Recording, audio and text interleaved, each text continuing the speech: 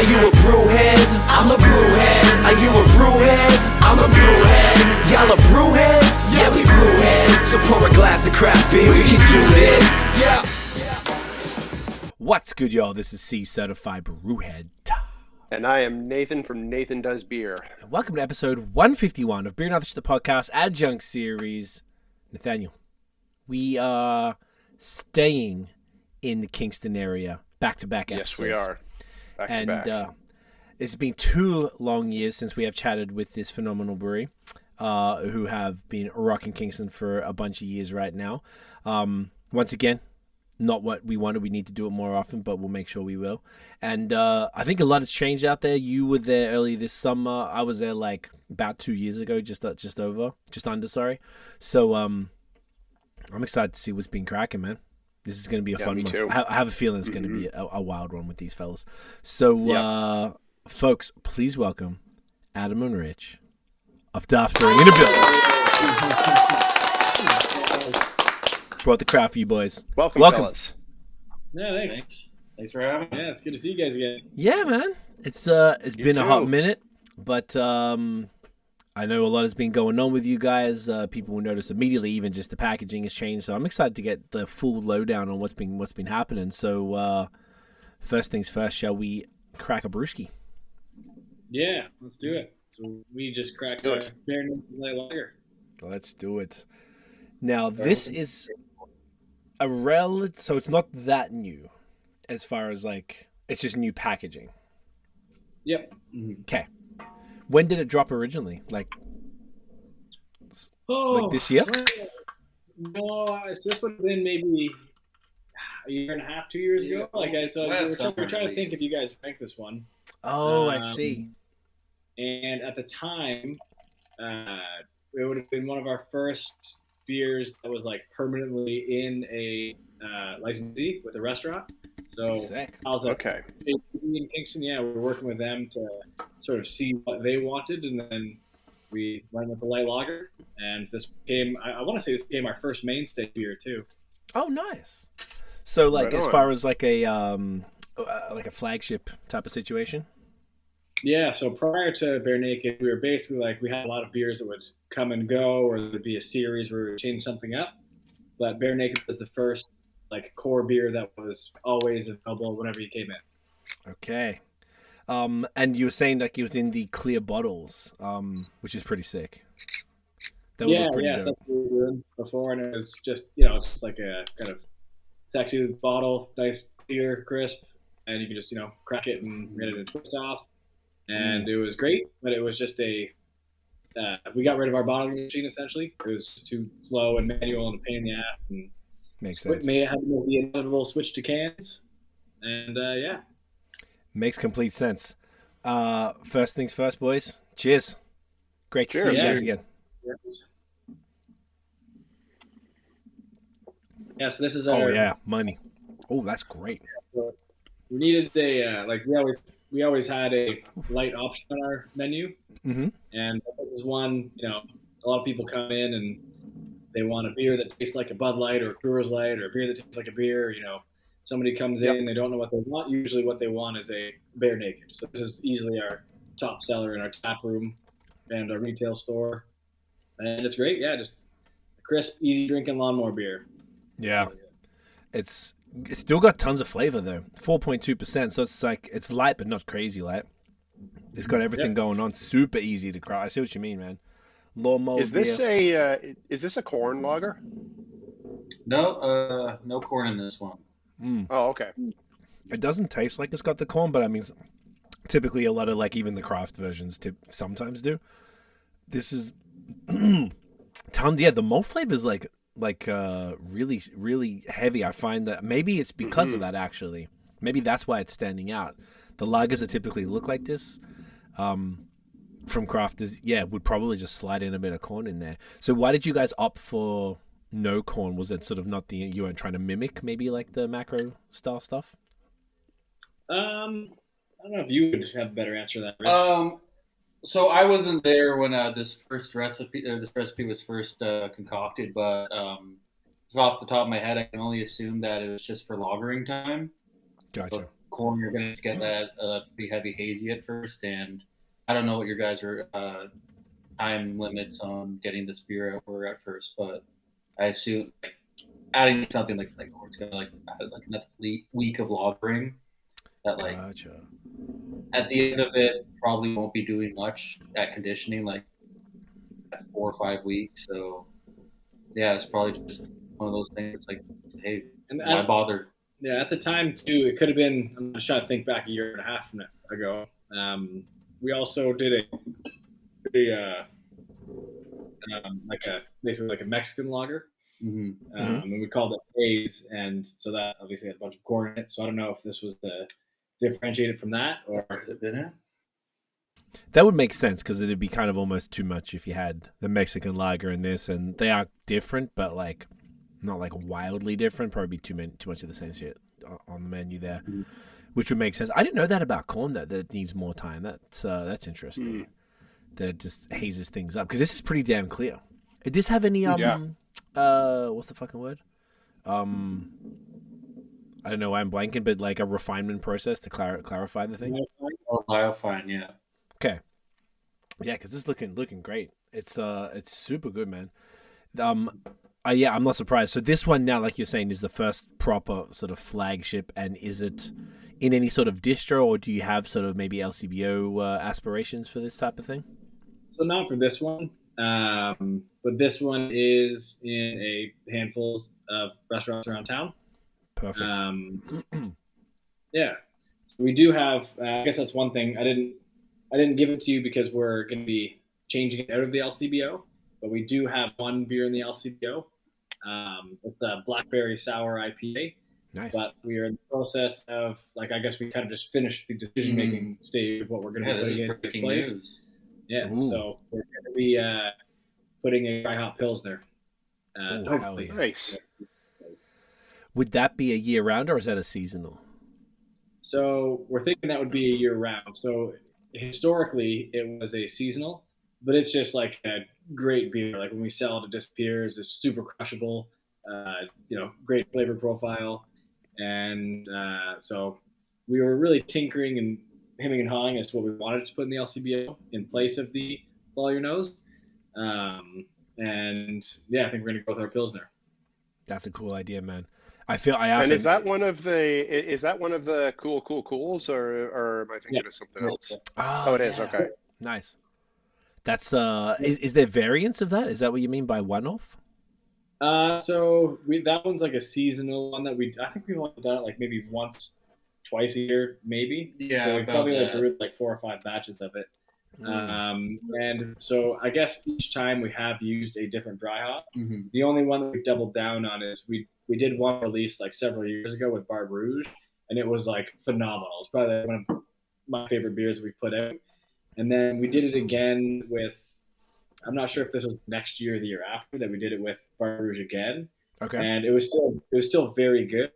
But apparently, like, this is something that I know a little bit less about, but hops like wine, there would be, very good years and years that aren't quite as good. Yeah. And I think it's the exact same beer, just the hop itself wasn't, I don't know if it just didn't come out as, like, it was still very good, but I would say that one year was like one of the best beers I've ever had.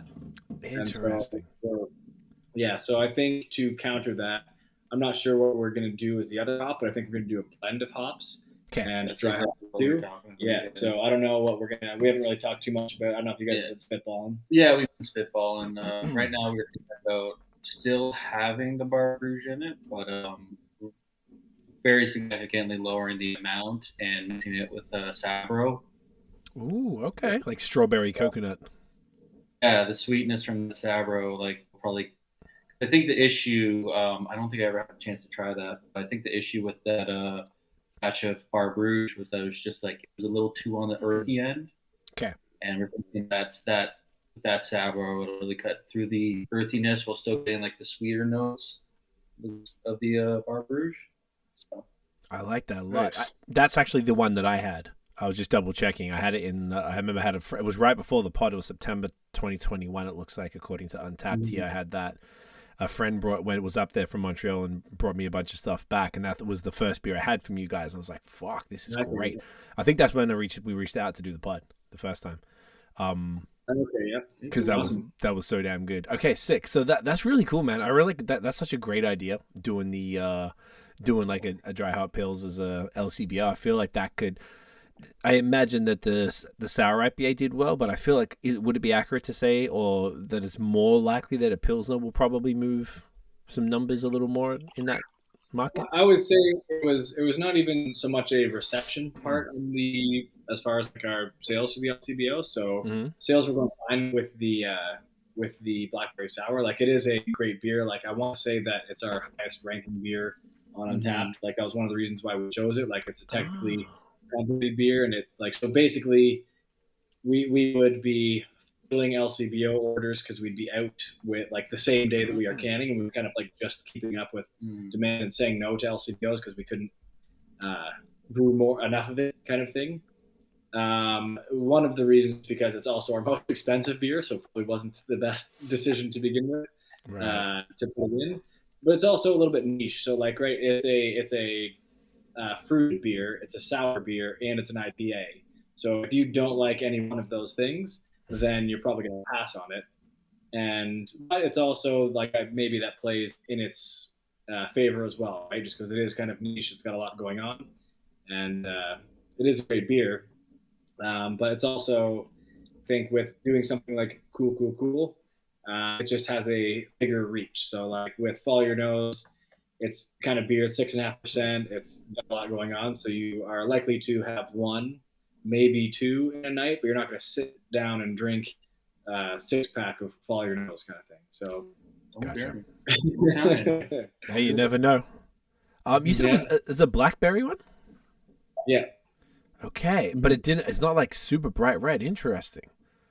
No, it was at one point, and then because we've been brewing that one for a little bit, and then it kind of got a little bit darker, but we've been playing with our IPAs and trying to work on like things like haze stability, and so it's a New England style, so it got like sort of hazier and less. So like I was looking at old pictures of it. There's somewhere it's like a clear red, almost pink color, and then there's some now where it's like opaque and like a darker pink almost. Yeah, like, pink or like purple. Yeah. Interesting. Okay, and why wouldn't the fruits? Excuse my ignorance. I would have thought just expected blackberry would have like made that shit like crazy purple from the beginning, but I guess it's more. Is it the volume of fruit? Maybe. Yeah, we definitely played with that a few times, just dialing that in. But also, it's just like the time we add the fruit in. Like you let it sit for a while, and it's gonna pale out a bit more. Be like a little bit of a brighter pink, but we've been just. Right. I would say we've changed a lot of our methods in the past. That's few years. true. Yeah, a lot of. So like for we've kind of changed how we sour our beers.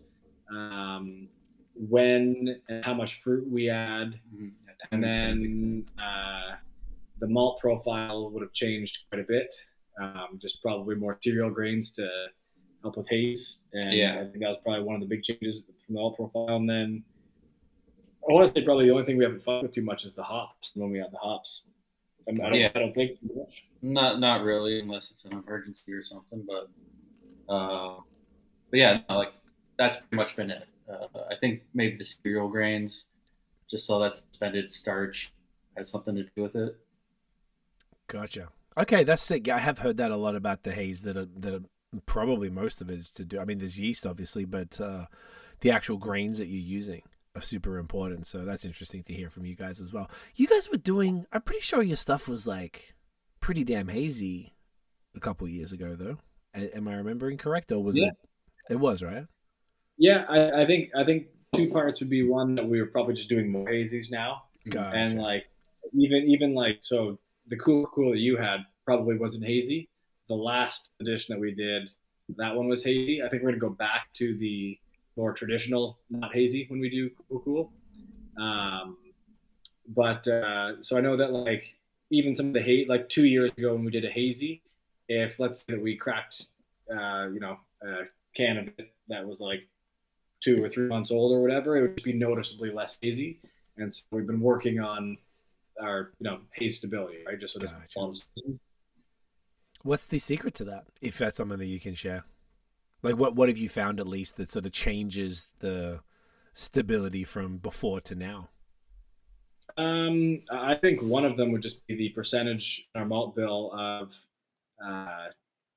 whatever flaked oats. Yeah, a lot more flaked cereal grains, and then I think also like the speed that we get from like cold crashing it and to getting it carved in and packaged also really helps. Just keeping a lot of that, like those starches, that haze in the product as it's being canned will keep it a little hazier for a little longer. Still gonna clear out after a point, but it definitely helps with shelf life. Yeah, probably like before when we were in bottles, it was like that process of packaging was a bottleneck. No pun intended, but it would just take us forever to bottle because we had these big 650 ml bottles. We just had a semi-automatic 2-head filler, so we could bottle like 100 bottles a day sort of thing, and like packaging a tank would be a 2 or 3 day ordeal. Whereas now, if we're set up properly, we can empty a tank in a day, no problem. Right. Geez, that's crazy. I mean, that's way more efficient. Has that helped with moving volume, or it's just sort of maybe helped like at the brewery and sort of like way less of a headache when you're actually packaging, or has it helped in other ways? No, I would say everything. Pick a thing and it's made. You're like, so internally, like we can just empty tanks a lot quicker. So it's definitely upped our potential total output just because we can, brew more and get it out quicker. Yeah. And then before, like, I loved those bottles. Like, if we could have gotten away with not changing it, maybe we would have doubled down on the bottles. But the challenge is like, especially in Ontario, the industry is just tall boys, right? Like LCBO, nobody has a fridge that would even fit those big bottles, kind of thing. You're right. Right? Like, and neither do licensees or bottle shop. Like, maybe some bottle shops, but like we just basically they're moving great out of our retail store, but we couldn't get into the LCBO or licensing game with cans, as opposed to kegs. But with bottles, like we just couldn't do it. So like our backdoor sales went from like almost zero to where they are now. So it's kind of just opened up that whole channel for us. Interesting, because I know on the last one that was something that we spoke about, because it was pretty rare to see bottles, particularly like you were doing the 650s, right? Yeah, nice. And I remember too. I remember justifying the hell of why we did it, and no plans to change. And then we just, eventually your hand is forced, right? And you are right, man. It was kind of inevitable. But I've heard other people even sell the benefits on like you can fit more. Like a case of bottles is like 12, I guess, as opposed to 24, I think, right? Yeah. And people have said to me in the past that like, oh, it's like say you think about the truck, like a can without the liquid obviously weighs significantly less than an empty bottle. So like the volume you can fit on a truck, not even looking at the height of it, just from the weight of what you can put on from what you can ship is significantly more. So there's like, and I guess you're right, because as you were saying that, I was picturing LCBO shelves. The cold rooms probably would be okay because they kind of are pretty good. But even the like my local here in Hamilton, the cafe, Durang Cafe, that has like a sick beer fridge. There's basically no space in any of it that would fit a bottle that I can picture in my head right now. Like it's all cans. All the bottles are on the shelf, but they're all like sours and stouts and stuff. So it sounded like you're right, you handled first, and but at least you're seeing the benefit from it. Like as far as because even those 3 days of bottling, add that up over time, and that'll be like how many times can you turn a tank over that you're just missing out on, just for the sheer fact that you can't package it quick enough. So I guess the bottom line is important in this economy type thing. I get it. Richard doesn't know the woes of the bottling. At my old brewery, I've definitely knew the woes of the bottling. That's all we did, and like we were talking about how like canning like expedites almost like every process packaging. But like even like knock on wood, but like every canning line does this. But every once in a while, something goes wrong with it. You need to get it fixed. And Right. with the canning line, it's like an hour on the phone. With old balling machines, like it was always like, sorry, I gotta drive to friggin' Cambridge or like 6 hours out of the way, drop it off, and we'll take a look at it. We might be able to fix it. Right. Yeah. Oh my god. So we So- got a slick little machine. It's so there's another brewery in town, Skelton Park, that had this machine ahead of us. So after doing a bit of research, this is the one we went with. So it's from a company out of Texas. They're called American Canning, Mhm. and like you guys have seen our brewery, it's not very big, so space is a huge concern for us. Yeah. And this sits on a one of those plastic carts that's like 2.5 feet by 3 feet, something like that. Like it's not, and it's got a rotary table that you fill the cans on, and then it's got it's a one head filler, but 3 things happen at once. So there's 3 heads that drop down. One of them purges with CO2, one of them fills, and then the other one seams. And it can pump out, like when we're getting going, it can pump out like 7.5 cans a minute. 7.5. I think it can go faster. It's at that point the human element slows it down. Rich is the The bottom. Hey, that's Handle it in a second. yeah. I mean, I can imagine it's got to be a ton of work. I've never personally done it, but it does sound pretty hectic. That's I can't do like me and the other brewer who are like constantly in the brewery.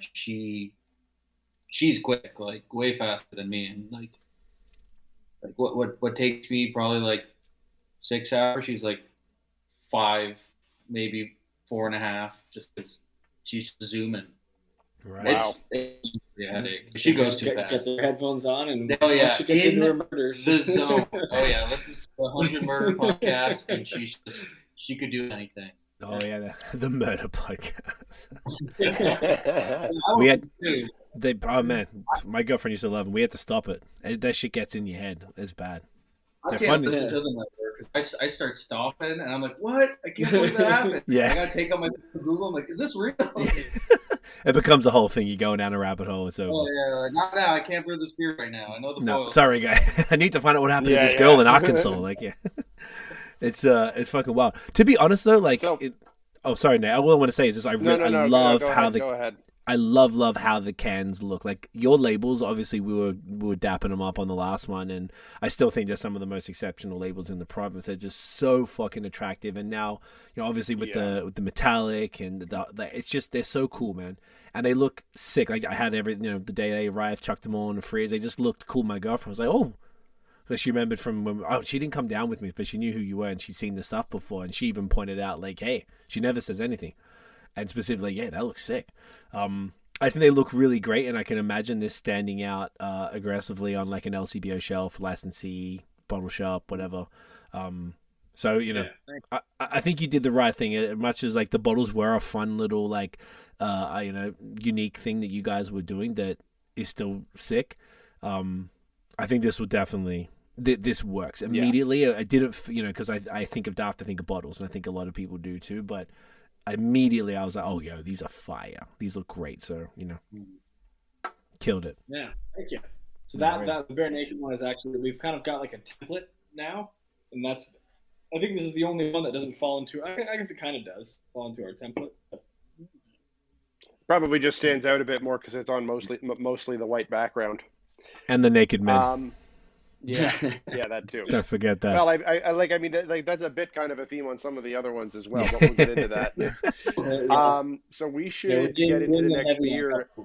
We should get into the next beer, and we should hear Rich's beer story, I think. I was thinking exactly that.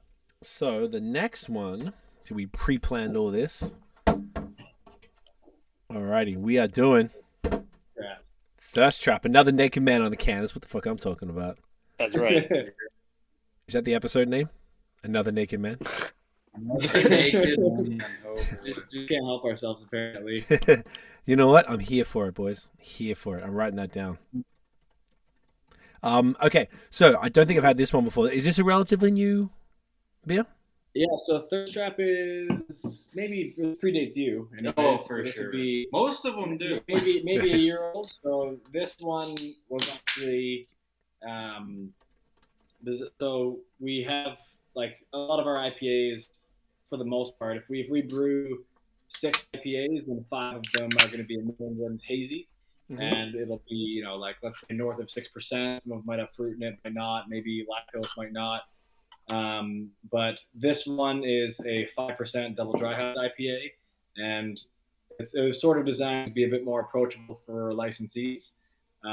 So there's some places in town that just, I think we make a great IPA, but some of them just don't want a 6.5% because they're more of a kind of less of a craft beer sipping bar and more of a people are going to go there and drink place, and they don't want a 6.5% beer that people are going to get drunk on or 2 of. They'd rather a 5% one that people are going to drink. They can have more of them, and they'll sell 3 beers instead of 2, sort of thing, right? So this was designed with that in mind, and so more for like licensees. But also, it's a nice, a little bit lighter 5%, so it's just a little bit more crushable, a little bit more approachable, a little bit less body, but still packs all the same flavor punch. The nose is super bright.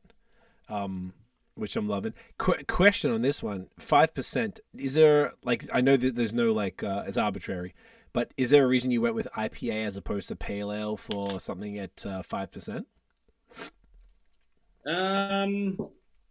Because typically, what I would say, I mean, once again, I've seen it all different things. I find that in the States, it's like there's no rules. It's just like whatever goes. But here, yeah. I don't know whether if it's 5.5, it's an IPA or a pale, but typically I've seen around this mark is either a session IPA or a pale ale as opposed to an IPA. The funny thing is I don't think there is any right answer because it's hella murky, the whole thing. I was just curious as to the marketing, because when people do session IPA, I'm like, why didn't you call it a pale ale type of thing as well? Just curious. Okay. So I guess I'm actually not a big fan of session IPAs. I just find for me the balance is not there. So 5% is probably as low as I would want to go, because otherwise I just find that preaching to the choir.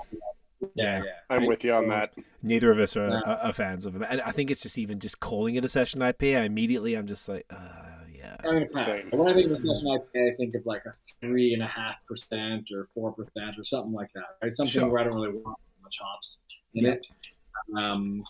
But I guess for me, this is me personally, but I would still think of 5% within the IPA territory. Okay. That's fair. And then it's also dry hop, but also you can make the argument that it's pale ale and not an IPA. But we have found just internally that I think this is closer to an IPA than what I would think of as a pale ale, just because of how heavily it's hopped. Gotcha. And I feel like people just gravitate more towards an IPA than a pale ale. So we would probably go through this a lot quicker. If that call it an IPA, then we would if we call it a pale ale. Could not agree more. I definitely think there's the market for pale ales is significantly smaller than for IPAs. And even just looking now, I'm just trying to, the glass I picked is need to just fill it up, and all of that beautiful, glorious yeast in the bottom there. The aromatics are just booming. Mm-hmm. Yeah. Oof. So just transparent. So this is out of all the beers here, this one's probably the least fresh, anyways, from this batch. Yeah. And I think it holds quite well over time. So hell yeah, here for it. Probably for me, an IPA is probably best 1 week to 4 weeks away from when it is released, and this is just beyond that by a bit, but I think it still holds up quite nicely. Yeah. Oh yeah. Pretty good. Cheers, fellas. Cheers. Yeah. Cheers. I like that glass, Nate. Yeah. Shouts to Evan from the Wheeled Brew. This is one of their Hayes House glasses. He commissioned a local glass blower to make these insane unique glasses. This is another one here. They're just fantastic. Yeah. I was we're at my partner Shane's house. We're being attacked by a dog. Sorry guys. Bernoulli. He was just the big suck. Yeah, he's another brewer, actually. He looks like he's a hard worker. What a cutie! I'm in love with Bernese Mountain Dogs. They're just so beautiful, and I can only just see the top of his head, but like that's a beautiful dog right there. Yeah, hear that? You're beautiful. Yeah. There you go.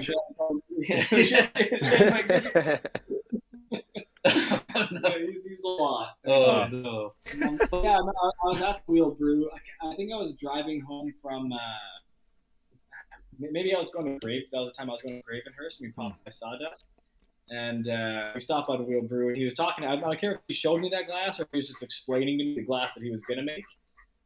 This was maybe summer. So was that relatively new since you got that, or? This was a few months ago that we got this that we had Evan on the pod. Do you remember when it was? It must have been late spring, early summer, I think. I think you're. Yeah. So yeah. I can double check right now. June. It was June. So. Evan's the man. He's and the glassware is really dope. It's awesome for cool. I particularly love it for for photography because it just makes it pop so much. Particularly with beers like this one, like the real murky haze. This episode's gonna kill it with a pup in it. Let's go. It just looks so sick. Yeah, I love it. We just got a dog last year. I had never had a dog before, and it's like you're a celebrity walking down the street. Sometimes everyone's just looking at they don't look at us, they look at the dog, and they fucking lose their minds. It's awesome. So I try and get him in all the photos. People love it. What kind of dog you got? We got a multi-poo, so total opposite, literal. He's 12 pounds, super cute, the cutest fucking, super cute, and just a sweetheart. He's 18 months now. Actually, tomorrow. Nice. 18 months, but it's great. I love it. It's a different world. I couldn't imagine like that type of dog is there. I love them. It's just like having a pony in the house. So they're so big. It's it's totally different. We used to this tiny little guy who's just happy to see you all the time. It's really nice. It's nice to have. It's a dog. Sorry. I said this dog's more like a black bear. Yeah. Yeah. I love it. Do you know, it's made me appreciate breweries who are dog friendly now. It's really something that I'm we take him everywhere. We drove to Florida this year and take him everywhere. He loves the car and stuff. So we went go to all the breweries. He's been to more breweries than most people, and it's if there's ever breweries aren't welcoming to that, it's kind of now I'm oh man, look, it's annoying. And I like going to breweries and seeing dogs. They always bring joy, unless they're dickhead dogs, but most of them are cool. Yeah, well, so we've always welcomed dogs especially in our patio, but even inside. And I don't think we've ever had an issue with the dog. No. Sometimes one will yip or something like that, or multiple dogs in there, they'll get overexcited. There's never been an issue. That's great. Yeah, I love to see that. In fact, when I dropped in this summer, I was looking at your wall of photos of all of the dogs that were there, and I saw the picture of my parents' dog Mozzie, who they had brought there when we were there the fall before. Yeah, that's awesome. See, that's what I'm talking about. Good stuff, guys. I love that. And this beer is great. I know what you're saying as well, Adam. People give me shit because I'm a bit of a date kind of princess with IPAs. Exactly what you said. 4 weeks at the top end if I'm being generous. But within 3 would be optimal, I usually find. Unless it's super hot burny. And if it's hot, that's actually good because then you could drink a 1 to 2 month old IPA and it tastes super fresh. I've actually had a bunch that are like that, but this tastes, I feel like I'm getting a little bit of hot burn in the back end, and that could also, my theory would be that that's probably why it also tastes so good if it's a little older than 4 weeks. Would that be accurate, or am I boosting? Yeah, I don't know. I've never really thought about that too much. Just a common thing I've noticed. So I don't get any hot burn with this, but we recently had a batch that was super hot burny, not a best when we released it, and it did clear out, but it took a while. It took probably it was 2 or 3 weeks before it was the flavor settled out. Yeah, it was a little harsh at first, and yeah, just most beers, it's it mellows, it's fine, but yeah, that one I think the burn, emphasis on the burn, that one. So yeah, I'm glad it cleared out. It was a surprise for us because We were racking our brains. Yeah, We're yeah, like, we did absolutely nothing different with this one. So. It would it potentially have been, because I've asked a bunch of people, excuse me, about this as well, because I'm super curious because it seems to be some sort of like really fantastic way to make an IPA last longer, and I thought it could be the closest thing I got to it is that people are saying that it's the specific hops that you're using that give it a little more longevity, like in either the specific hops and then kind of the volume. Like, I don't know what, say like Galaxy, for example. Like we've done a couple collabs with Sawdust City. This one here was the latest one. And even now that's probably August, November, like coming up on 4 months old, and it still drinks great because it was super hot burny. Like really hot burny. The one that we did 5 years ago with them was drinking great 6 to 8 months later because that was the first time they'd used the shit ton of hops. That's a little absurd. But that was like, they were learning. Whereas this one now, it's still just intense because they just hop the shit out of it, and it's Galaxy in it. So I have a feeling that Galaxy plays a bit of a role in that. Potentially. Yeah, that's interesting. Yeah. So this is what's in our? I can't remember what's in our follow your nose. It's Mosaic. It's Of course, now I can't freaking remember. Oh, I could check on Untapped because it's usually. I can check right now too. Of course, when I'm on a podcast, that's when I'm No pressure, brother. You're good. But yes, I don't know because this is it's like a core beer that we do, and it would have been no change from one to the other. But that beer I've never had any hop burn with it at all.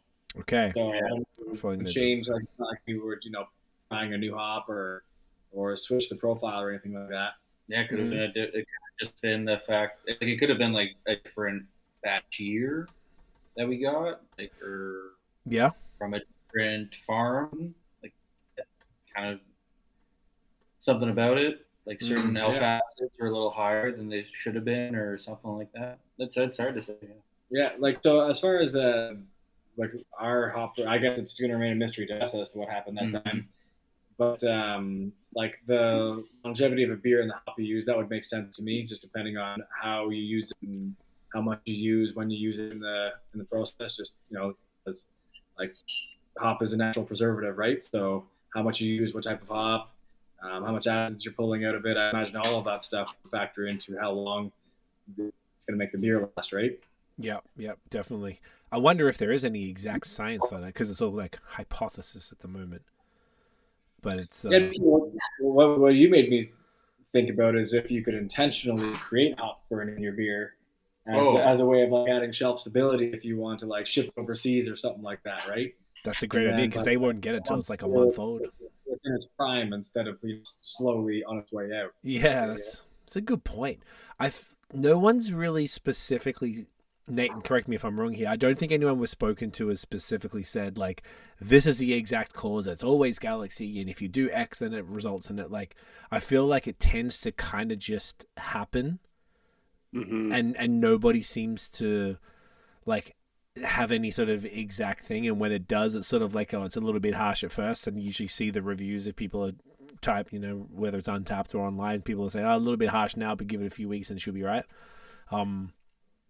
But it seems to be, I don't know if breweries, because it's almost like a brewery would want their beer to be consumable exactly how they intended from right when it's like brewed, right? Release, like, release. Yeah. So the play really would be to, if there is hop burn, as long as you're not like under some sort of commitment, then just sit on it until it's clear. That too. And then release it then. That's what we would do, under the proper circumstances, or even just kind of, if we can, force the circumstances so that we're not releasing a product that's not, completely up to our par. Yeah, which is important. I mean, even though it's going to mellow out in a short amount of time. But it's this is fantastic. This is like definitely I can see why this would be a popular one because it's got all the sort of characteristics of that people would want at like a super crushable 5%, but it's got all the flavor, great mouthfeel. This is fantastic, boys. Loving it. Yeah, me too. I don't think it's too light in body, or I think it's not floating that line of becoming too session. Not for me, anyways. I agree. No, I completely agree, and like we were saying, like Craig and I are both very like-minded on that. When I sometimes find this can get to be the case in New England Pales as well. In like Nevermind Session IPAs, is that once the ABV dips below 5.5, in a lot of cases it can be a case of the hop flavor just gets way too way too strong in citrus, and usually in like kind of like a harsh bitterness kind of way, and also the like carbonation tends to really lighten up the body a lot and come off a bit too harsh, but that's not what is happening here at all. Like the body is actually quite nice for something that's that's below 5.5, and definitely popping some ample hop flavor here. Yeah. Yeah. Love it. It's great stuff. No. And then Damien, so Damien's on the front of it. He's one of the guys, I think he's probably our longest employee at Daft. He's been around since before he opened, and he's our sales guy now, so he's he's thrilled to be featured on this can.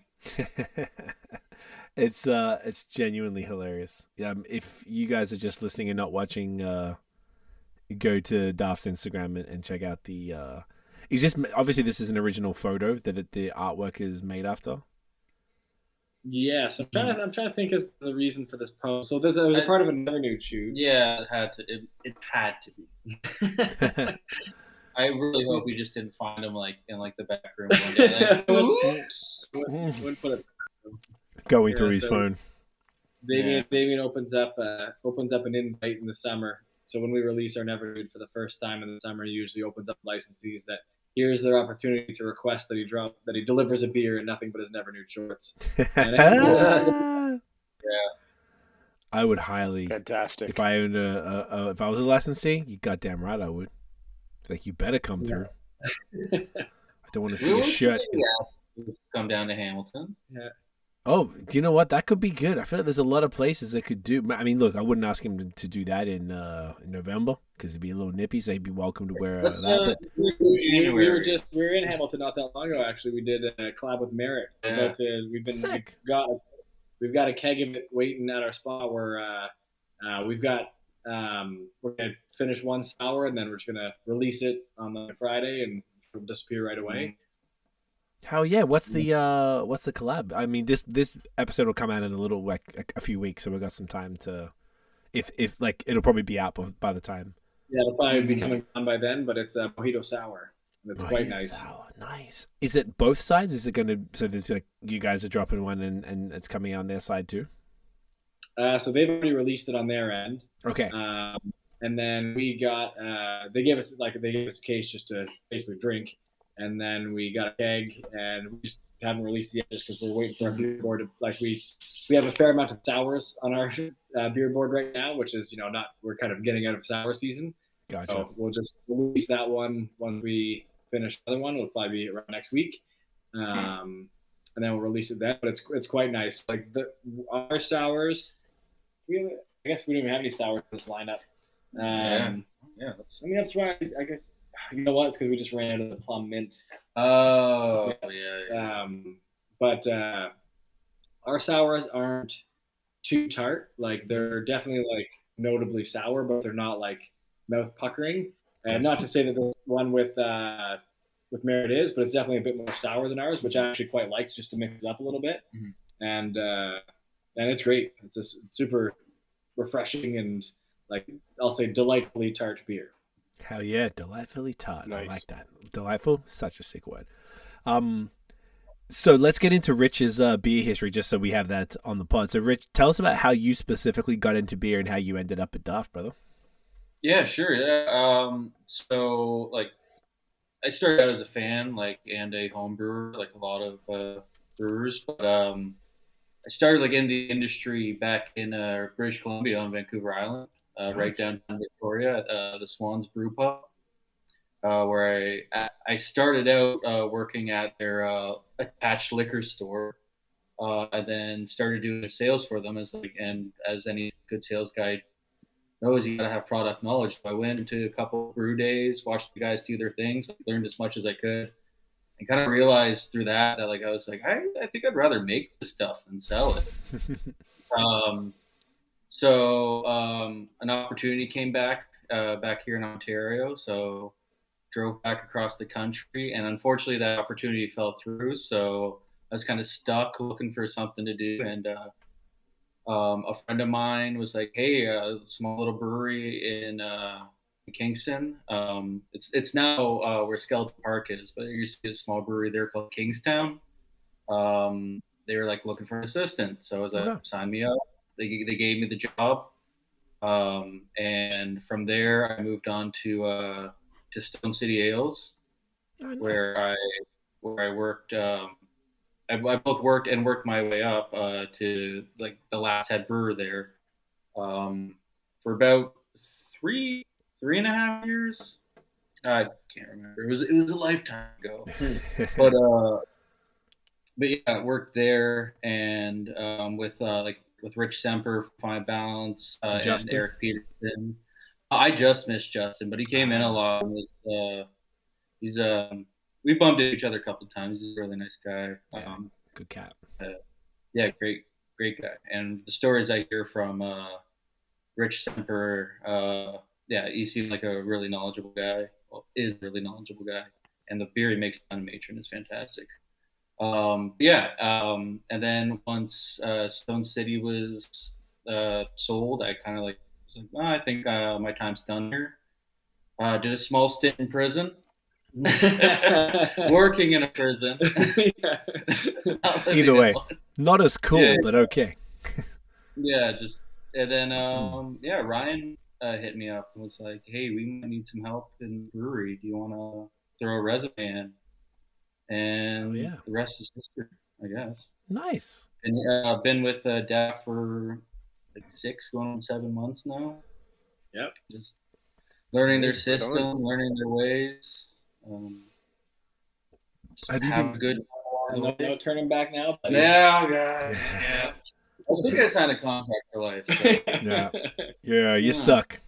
Has it? Have you been able to add? Like I know you, like you said, learning your system, learning sort of the way everyone does things, which obviously takes a lot of time. It's as you make each beer, it needs repetition. That just in beer just takes time. Have you been able to like sort of add anything that you've like contribute sort of, hey, here we used to do it this way, maybe we could try this, or hey, let's try this beer I've always wanted to do, or anything like that? Have you been able to sprinkle your little dust on what Daft's doing? Yeah, like a few small things, but honestly, like the way Ryan and Addy have been running the brew house for the last three years, like they've got it dialed in, and like sure there's different ways that I could be like, oh well, I used to do it like this, but like everything they're doing is like just as good if not better than what I learned at other breweries. So there's like oh, we could sour the beer this way, or oh, we could like just do like operations this way, but honestly, like I don't think either way would add or subtract time. I think the ways that they brew beer or we brew beer is just like it's high quality. Like anything that I could add, like I don't would like put it to the next tier. It'd just be a little different. And so Rich likes to brew not sours. Yeah, but I'm personally not fond of sour. Gotcha. But I get it, no? But you like the clean, crisp, easier drinkers. Yeah, crisp lagers and English ales. I'm an old man when it comes to personal beer taste. So how have I been thinking about it? Rich actually so this is like basically your beer from start to finish, but we just did an ESB, and nice. It was actually packaged. Just we haven't officially released it yet, so it's not in the fridge. So when I was grabbing the beers and choosing them, it was just one of those things. Where I was like, oh fuck, I should have done Rich's beer for this podcast. I teased him about it before we came on here. No, It's great. Oh my God. Yeah, my father-in-law, that's what he drinks. Has half a pint when we get home. Perfect amount. That's a party amount. That's it. So you need a real distinguished gentleman has half a pint of ESB, Exactly. and then saves the rest for tomorrow. You drink half a can, and then you put a saran wrap on top of it. With a rubber band. Oh, that's fucking amazing. That's awesome, man. ESB is great. Like, we're both huge fans of ESBs, and I feel like we're seeing them a bunch more. I feel like more and more breweries are doing ESBs, which is kind of not whatever I would have anticipated. Like, it seems to be relative. So, Skeleton Park, I believe they're proper. Used to be an ESB, right? I think it's still special is. Yeah. So I think he just changed the name. He changed the name because people didn't like they would see ESB.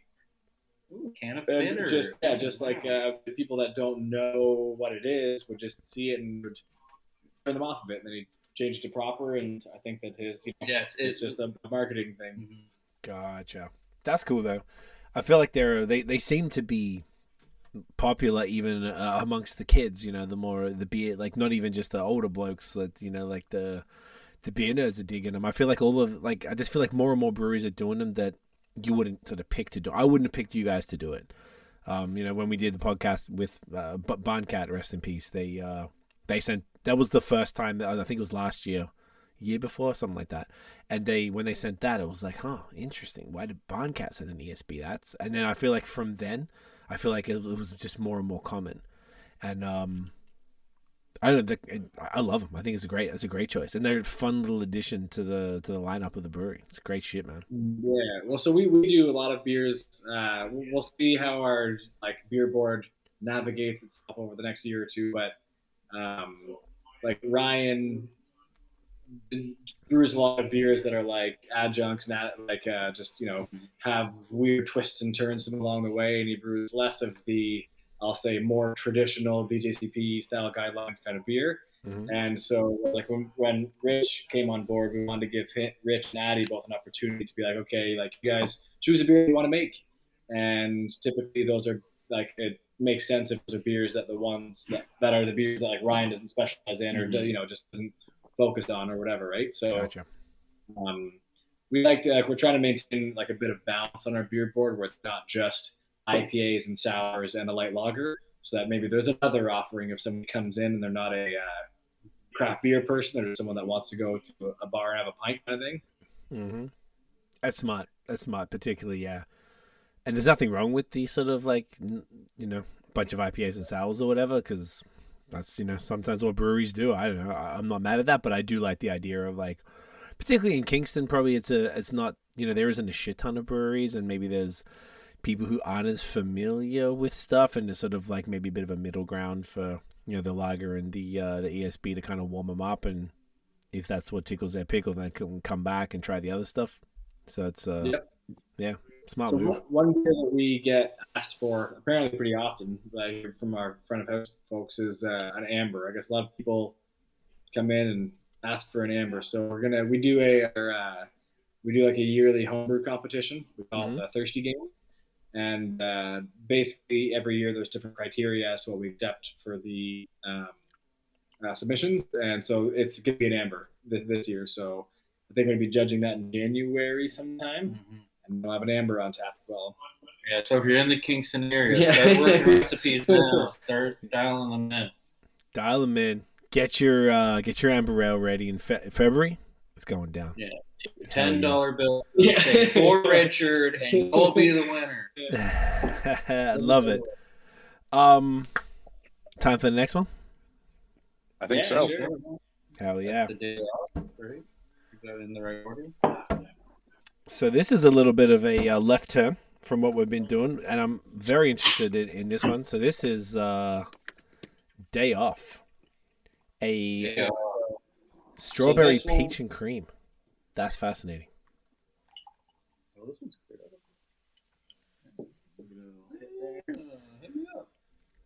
Is this similar-ish to the follow your nose with the blackberry type of thing, or is this a total different? So I would say this would be totally different. Because it's not just sour, right? Yeah, it's not a sour. It's this one's got lactose in it. So the commonalities would be it's a fruited IPA. Okay. But yeah, very different flavor profile. Gotcha. I would say. So this beer, from a branding standpoint, I would say this is a little bit closer to what would be the foundation of how we go about naming beers. So this one obviously is pop culture reference would be Ferris Bueller's Day Off. Mm-hmm. So a lot of the colors in the background, stuff like that, are from the vests and the clothes and just the time of the movie, and then you can see. Oh yeah, I can tell. Yeah. And then so this beer, like, I always find that strawberry is a hard fruit to pluck out. Yeah, definitely. It's just so subtle. Yeah, but I quite like this one, but this one, I don't know if I would sit, like, maybe I could drink 2 of these in a night, but I couldn't drink 10 of these in a night. And I find that with a 6.5 beer with lactose in it, I just find that it gets, like, I think that this is a beautifully balanced beer, but just to have a lot of them, it just, the sweetness builds on my palate, and I kind of just need to reset with something crispy or something light or whatever. Totally. I feel like it's pretty standard with anything with lactose in it, really. It has its place, but it's not always, you go for one, like you said, maybe 2. Not crushing a 4-pack of an oat cream IPA on a Friday night. Exactly. No. You're definitely going to take it a little easier. I'm excited to try this. Gentlemen, cheers. Cheers. Cheers. Agree. Yeah, definitely got like strawberries and cream on the nose for sure. Oh, okay. This is fast. Okay, so this isn't a series. This is just like a. This is just a one-off. So I would say the beers that we do the most one-offs of are IPAs. Like, we rarely return to an IPA. Yeah, there's a lot of room to play with those, so it kind of doesn't make a lot of sense to just keep doing the same one over and over again, or variations on the same one over and over again. Gotcha. So one that we're doing actually in the next round that we just did, but we're doing a cold IPA called Shrinkage, and that one was just a phenomenal beer, and it was super well received. But a cool little thing with that is, so the picture of it is just like it's a similar style like this, where it'd be like a sort of like a colorful silhouette, and it was Jason Alexander, George, so it's Shrinkage from Seinfeld, and somebody posted on his Twitter that, hey, here's this beer or whatever, and then he reposted it. So I want to say like 500,000 people have seen it, and that was just cool, just to see Jason Alexander comment and share a picture of a beer with his face on it. Oh, that's even dope. I honestly, if I would have guessed, I would have thought he might have cease and desisted that shit as opposed to posted. That's even cooler. He kind of had a sense of humor about it, which was cool. It was almost a stamp of approval. Almost. It was pretty. His comment, I can't remember exactly what it was word for word, but it was like a little bit self-deprecating. Yeah. It was like, I'm not really sure that this is the punch, or like what was it? Was that like about the can, like not the right can for it? No, it was something along those lines. I can't. Yeah. But it was about how he almost like that he was in the future, should have been right nutsacks, but I got into his comment. But anyways, it was good. That's awesome. So, did that do anything? Did that, like, just even from a social perspective, like, did that blow up the beer, or did that? I think it was I think it was pretty much on its way out, but like I wasn't sure if it would or not, and we were pretty close to being out of it at that point.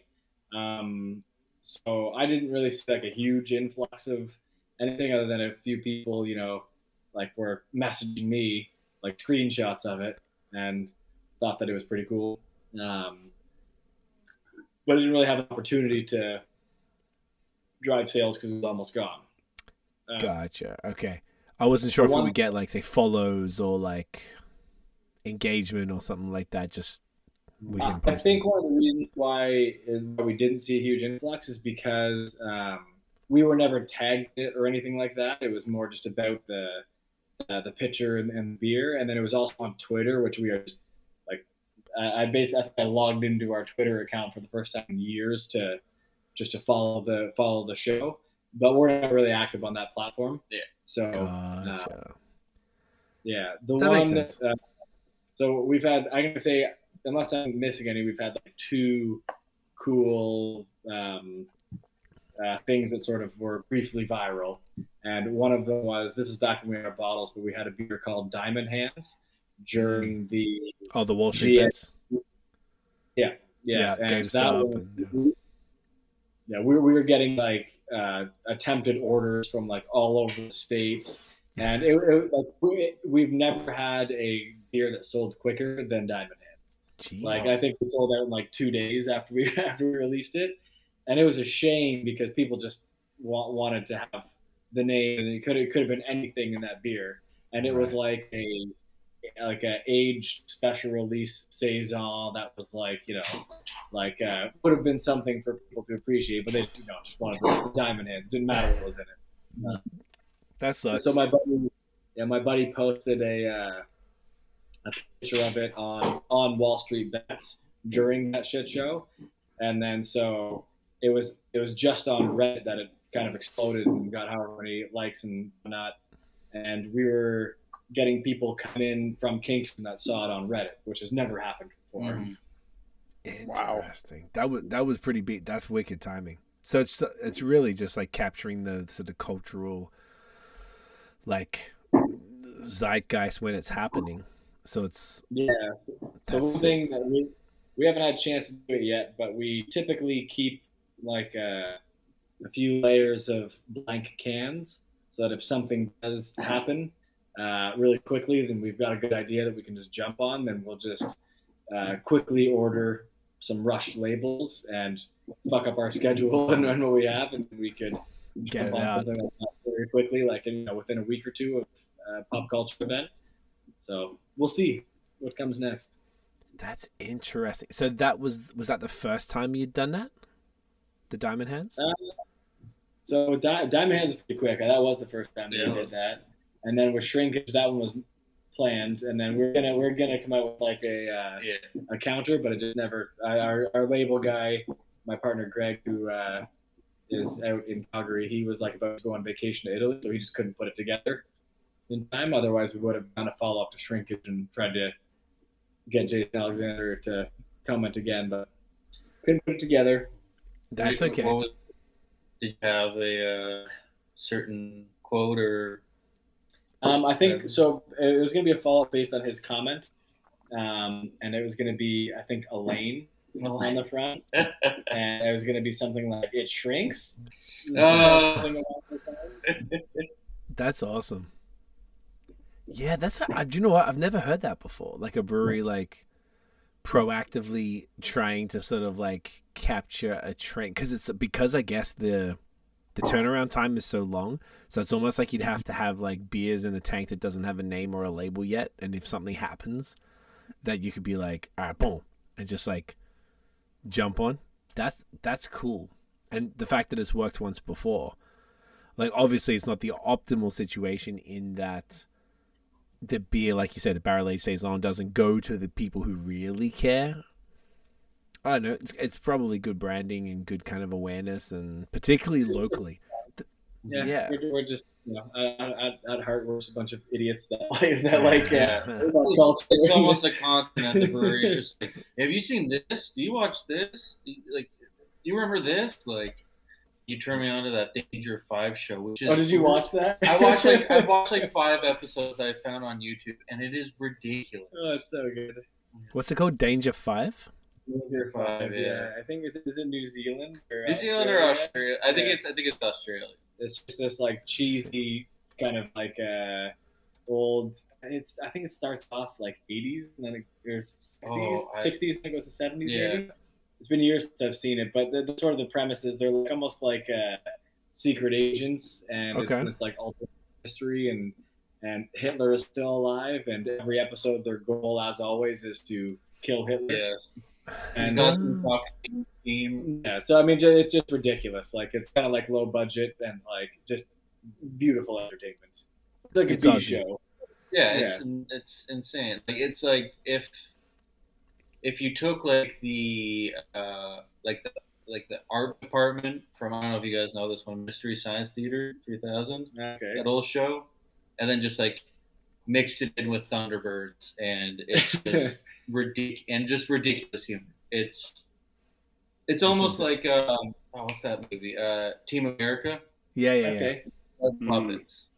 Right, without the pup, with real life. It looks like it's from 2012, and it is Aussie. You were right.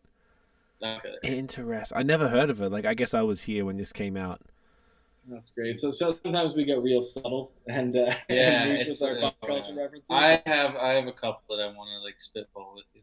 Yeah. Often it's only us that are entertained by it, but I want to do Old Greg.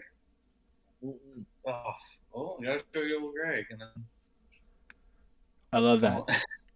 Well, you know what? It's like it's funnier that way because if people don't know, then it's like whatever. They just like got the beer and it's just called something and it is what it is. But if you know, you're just like, yo, this is like niche, and it's So we do some main, like the Seinfeld one. Obviously, that's a little bit more mainstream, of course. But what we try to aim for is, even if you don't know the reference, at least it's an acceptable standalone name. So like the ones that are like the home runs, kind of are the best of both worlds, where it's a great standalone name regardless if you know the reference. If you do, all the merrier. Okay. Any examples? So even like day off, right? Like, hey, how'd you like a day off or whatever, Gotcha. right? So that one is like a fine name. First, I guess Thirst Trap isn't really it's so here we go. Down by the river, right? Like that's one that we're gonna get to. But did you guys know that reference, Down by the River? It sounds familiar, but I don't know for sure. So that's a classic Chris Farley Saturday Night Live skit where he plays Matt Foley, a motivational speaker. Okay. No bells ringing, eh? Okay, so that one, that's like one of my favorite skits of all time. Okay. Like I think I was like probably like, I don't know what year that was. At least I wasn't born. If I was probably like 2 or 3 years old when that came out. And I know it, and it's something me and my friends used to quote in like high school. Oh yeah, I could probably rhyme off that whole skit. Yeah, it's a good one. I'd watch it, guys, if you got a second. All right, I'm gonna I'll pull it up for later. So it's what, just Chris Farley Down by the River skit? Yeah. If you just type in like, I guess it's called like motivational speaker, Matt Foley, like. Anything. If you just type it down by the... Oh, yeah, there it is. I found it straight away. It came up immediately. It says, it was uploaded in 2013, but I guess it was a lot older than that. Because I think he passed on before then, right? Okay, sweet. 90s, early 90s. I just didn't watch... maybe because I grew up in Australia, I didn't get... Like, SNL wasn't easy to get, I don't think. So there's probably some, like, North American stuff that I just would have inherently missed out on just because it's like... When did you come over again? 2010. Like things changed. Yeah, like so here, once you're over here, you kind of like completely everything's about North American culture. Even there, you know, like you had all Friends and Seinfeld and all that stuff in the 90s or whatever. But like just some things you just missed out on before globalization. And even like, you know, the cable television there, I can't remember when we got it, but it must be the 90s, but I just don't think everything was on there. Or you had, you know, maybe SNL was, but it wasn't like something that anyone talked about. Like we watched Letterman a lot back in the day. They used to have Letterman on and stuff on, like, you know, when you get high at night, like you come back and from somewhere and you just fucking lit and watching some bullshit on, you know, that stuff like that. But I never really was an SNL fan. Even now, I watch it and you're like, at best, you're like, huh. Like it's not funny unless it's like Dave Chappelle or something. Yeah, I don't really watch SNL like episodes. I'm not sure I've ever actually seen an episode start to finish, to be honest. No. But or very few. But there was a time when they might still do it, but they were just releasing a slew of the best of each person. So you'd watch like the best of Chris Farley or Dana Carvey or Steve Martin or Will Ferrell or whatever. And so those ones I just dummied, and that was my favorite skit of Chris Farley. And Chris Farley is the best one for sure. Yeah, they released those on DVDs, and that's what me and my friends would do. We'd waste the little money we had as teenagers at Blockbuster, renting the best of SNL skits. Like you say, like you can perform this one almost by heart. I think there's like 5 or 6 Will Ferrell skits that I'm just like, I know. Yeah. You just rattle off. Yeah. Right. That's probably like the best like oldest reference of SNL that I have. Because similarly, I didn't really watch it growing up, and there's only been like a handful of episodes that I've seen probably in the last 5 to 10 years. But like what I do remember seeing back in back in my like late teens, early 20s is that DVD of like Best of Will Ferrell, like all of those skits I remember. Yeah. I should go back actually. My favorite one's the one where he's a doctor and he's just trying to like gaslight these new parents, being like, hey, your baby, like, I don't know.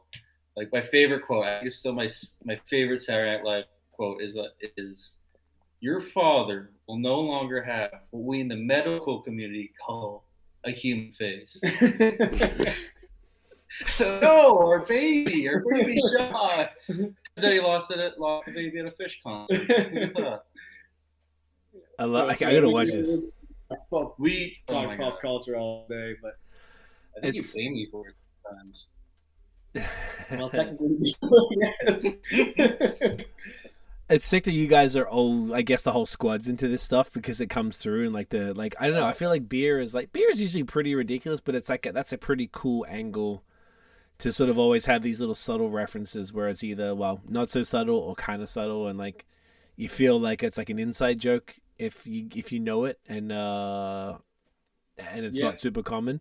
But then on the flip side, it's like if it's more the common one, it's just like, this is like you guys it's like you kind of pull it off classy. Even if you look at like this, the day off what we're drinking right now, like it's just cool. Like it's, if I would have actually stared at this for a second and I would have realized, because that's clearly Matthew Broderick there on the front, like that's really cool. It's like an interesting approach, and it's like, because you guys are just yapping about this, just riffing, like obviously this is your shit, like you really dig it, and I feel like that's the most important thing you can do in beer, like whatever you're into, genuinely, like people just like will come in off the street and they're just like, you see them just like looking at the fridge and also like a little chuckle, and they grab the down by the river or the Dad Bod or whatever. Like I remember we talk about this collab that we just did. We did a collab with Stardust. Brendan came down. Nice. And so it's in the tank right now. Yeah, it's in right now. Piwo Grodzki. You need to say it like that, or it doesn't count. Okay. The beer actually goes bad if you don't say it. So, but I think Brendan was talking about that. They were. I think Brendan was talking about that a couple of weeks ago when we. Yeah. So he went to school with Addie and Addie's class. Yeah, Addie and Colin.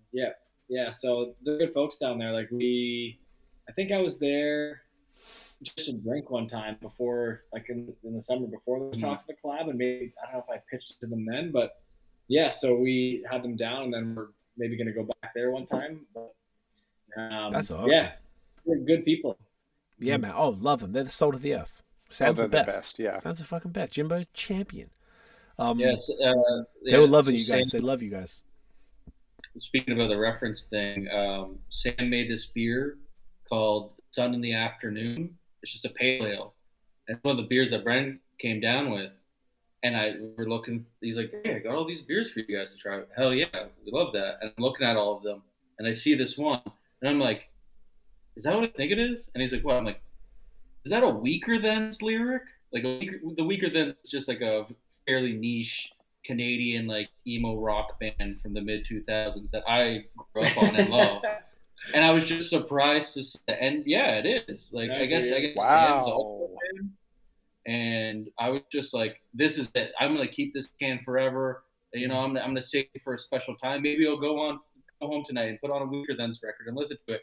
And I walk away for half a second, and I hear a crack, and Abby immediately opened it, and she's like, "Oh, you want to try it right now?" I was like, "No, like fine." That's nothing. They ruined it. Oh man. Yeah, my day was ruined. Yeah. That whole collab, I was just crying in the corner. Even a grumpy piece of shit ever since. Oh, I have not forgiven her. Brendan hasn't sent you a 6-pack of that yet? He should. If he's listening. Brendan McDonald. So not sure. I had that the other week actually. We're at the OC. Did you guys go to the OCB conference? No, not this year. No, we went last year. There was a lot of we were entering the LCBO last year, and there was a lot of LCBO talks and just things that we wanted to figure out. And so this year we kind of just didn't really have an agenda. There wasn't too much to do. There are reasons for us to go. Past. That's fair. It was that we went. Yeah, well, yeah. Usually that's the thing. Just go and that's the parties. If nothing. Network, hang out with good people, meet some folks. Yeah, it's and plus from Kingston in Niagara Falls, it must be 5 hours or something. That's a pretty of a hike. It's a trek. Yeah. So I mean, you'd have to part of it. So I mean, for me personally, I got 3 little girls and busy calendar. So yeah, it's a lot. And it was midweek. Easy to get out there. I got a roommate, and it's just as hard sometimes. I feel that. I think next year it's in Hamilton. You guys go? Yeah, we went. We did a session for Link Up, which is our non-profit. That we have. So that was cool. So yeah, we just did a little session. And it was funny because there was an LCBO session right after our session. So a bunch of people wanted to talk to us afterwards to ask the questions because they didn't do a question time. And then probably half the room just ran out right afterwards because they had to get to the LCBO session. I think those were pretty popular as far as obviously that's what people want right now, right? So it was cool. We hadn't been before. We went to the Canada Beer Cup as well, which was cool because they had that little ceremony. All the winners, saw a bunch of folks I hadn't seen for a while, particularly since we've been out here. It was cool. I liked it. And the next year it's in Hamilton, which is much more convenient. So you can just pop in right there. Just take an Uber and don't have to worry about restricting the alcohol intake. So Perfect.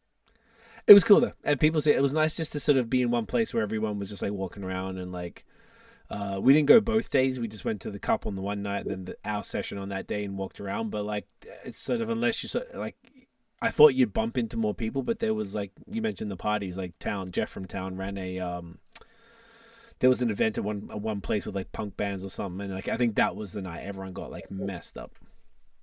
Okay, yeah, it's supposed to be pretty fun, but yeah, it seemed positive. It's just a cool way, I think, just to kind of just before the slow season to kind of catch up with everybody and get some info if you need it, and just to kind of network and also get lit.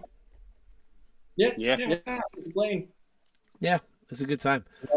Is that your jam, punk music? Not for me, no. I'm a hip hop dude, so we didn't go also because we had our session and we had to finalize some stuff. So I was I can't really justify going out to all this when I know it would have got messy, and I didn't really want to be. I don't know, punk music really loud. Probably, I know my girlfriend wouldn't have liked it. Not really my thing. That's your jam? Oh, yeah. Well, that's my throw me in the mosh pit. I'm past 30. My back hurts, but I will still go. You do it? I will. I'll be a broken man for the next week. It's really funny as a non. I had this period, call it about just under 15 years ago, where I just decided I got a guitar. I played guitar since I was a kid, then discovered rap, but then I got a guitar again in 2009, and then for 4 years I was just discovering everything. Anyone who told me about anything I'd listen to, emo, death metal, fucking electro, everything. I was going through all the genres, indie rock, and discovering stuff. And I would just go in Melbourne. I would just go by myself to gigs because all my friends were hip hop dudes. So I just go by myself to shows and just watch I'd never seen a mosh pit in person before. I was like, what the fuck? Yo, if that happened at a hip hop show, there's going to be people getting stabbed or shot. Yeah. And these people are just jumping on each other. I even got my camera stomped on one show because I was too close. And then someone knocked it out of my hand and I got stomped on. Didn't mean it. But it was just whoa. It was one of the biggest culture shocks. And that was the one I'm thinking of in Melbourne was just a garage rock type of thing. It was not super heavy, but then over here I went to the metal shows and saw the circle pits, and then the one where they separate them and then go and they just fucking run and just what are you doing, bro? It's so foreign and strange. It's fascinating. And some of those guys will I've formed bonds with people in those mosh pits, just like screaming at the same song, just like slamming into each other. It's and then like you fall over, you help each other up, type of thing. Like it's like a real. On the pit, you gotta pick some. You gotta pick them up, which is very cool. So from the outside, it doesn't look like that, and then as I got to know it, saw more things and talked to more people, they explained it to me, and then I was like, oh, this is actually like it's pretty cool. Mm-hmm. I like it. Is this your jam, Nate? Is this your thing, or you're not this type of? It used to be, but like back in high school, that was more my scene. Now, like now, I'm more of a chill indie rock guy, like kind of guy. But like I'll dabble in like in most genres, but yeah, my punk days are behind me. No mosh pits for you. Yeah. No. Yeah, I'll still go to the shows, but I'm listening to like folk rock when I'm driving to work. Like, if I'm listening to punk music, I either have to be like throwing something or at a show. Like that's so probably not at work then. Yeah. Yeah, well, throw one or two things. But any canning days. Yeah, they made a controlled space for me where it's just like Richard, go throw some throwing area. I love it. This is awesome. Shall we do the next one? I think it's time. Yeah. I think this is the this is the divider beer. This the reset the palate beer. Yeah, this is the to break it up. I have a feeling, I'm going to double check here, that I think we might have... Did we have this on the last podcast, or have I just had this period? No, I can tell. I was thinking about this while we were talking earlier. I can tell you all three beers that we had on the last pod. Okay. It was Crunchy Groove, the carrot beer, the carrot one, like the bright orange carrot one. Yes. There was also a cider one, like kind of the like yellow, like a blend sort of thing, and I don't remember the name of that one. And then there was the coffee stout. Oh, okay, yes, coffees for closers. So that's the one. That's the one. Yeah, Friend, was that the cider one? Was it in a clear? 50 mil. Yes. Swing top. Yep. Bottle? Yes. Yeah, I think you said specifically to hang on to the second bottle to like age it for a bit. I think I still have it in my cellar. Oh yeah, I'd be curious because I haven't had that beer in forever. Yeah, I should bring it up. It could be an excuse. Well, we do have some of what maybe for the next one is we've done our dandelion beer every year since we opened. Hell yeah! And so we still have some 2020. 750 ml bottles of Dandy with like the wax around the cap. Ooh. And I just grabbed one the other day, and it is phenomenal right now. Okay, nice. Do you know what the other one? So I looked when I had Throwing Shade right now. I had this December 2021, which means I grabbed it when I came and saw you. I think at the time there was a pumpkin porter. Does that sound right? Yeah, so Sandy Claus. So, okay, I think you actually gave me 2 bottles, and you said the same thing. You go, hang on to one and drink one now, and I did exactly what you told me with all this stuff. So whatever I could double check if I go take a piss. I'll look on the way out. I'll bring in what I got, but I definitely kept a couple of things because I like to keep things for a little bit of time and see what's popping. I love that. That's super fun, and particularly to hear that you did that recently. That's great. Yeah, so last year, one of our employees who has moved on, he's got a job in his field, chemical engineering. But so Nathan, he had aged a bottle of the Sandy Claus for a year, and we tried side by side last year's Sandy Claus. So this would have been last year.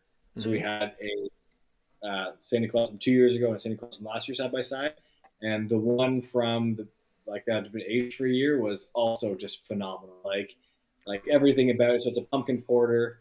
I think it's got cinnamon and vanilla maybe, or I don't know, nutmeg. But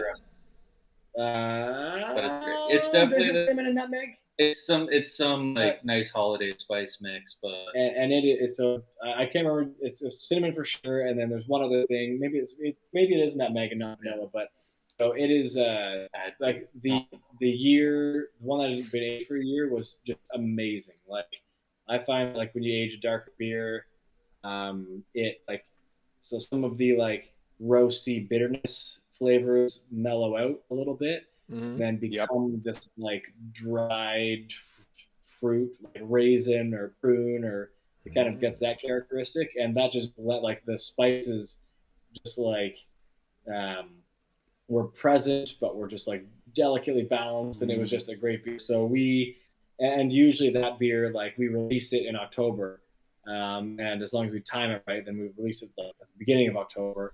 But then it's great. So like darker beers, stouts, porters are just typically slower movers in general. I feel like for a lot of places, but for us anyways, like we'll release them and it could be the best beer in the world, and it's going to just move slower than an IPA no matter what we do.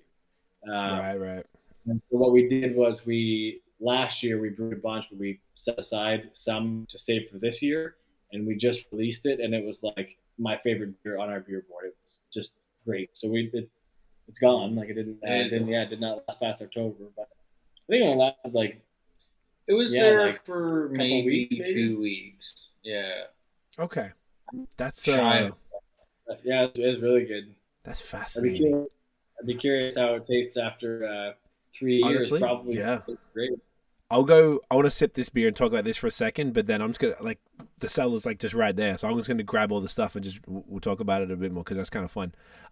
This is amazing. This is a black lager, 5.4. Yeah, gentlemen, cheers. Cheers. Yeah. So this one is one that we've been doing for years, and this is we're thinking about like, so right now we've basically got like 3 mainstays, but we're thinking about like sort of upping that a little bit more again, and this one I think is going to be one that is going to be potentially year round, just because this is like it's like I always describe it as a light, even though it's 5.4, even though it's a dark beer, to me it's still like a light in body, and it's refreshing, it's approachable, and it's just light in flavor, maybe. Like it's got like a nice robust like flavor that you'd want from a darker beer without being like overwhelming for the I guess the best way to say. So it's not overused word, but like crushable. I could sit down and I could drink a 6-pack of these no problem, and I wouldn't get sick of it. Whereas maybe that would be the same story with a full-on stout, or I think a lager or like a dunkel, or like they're very overlooked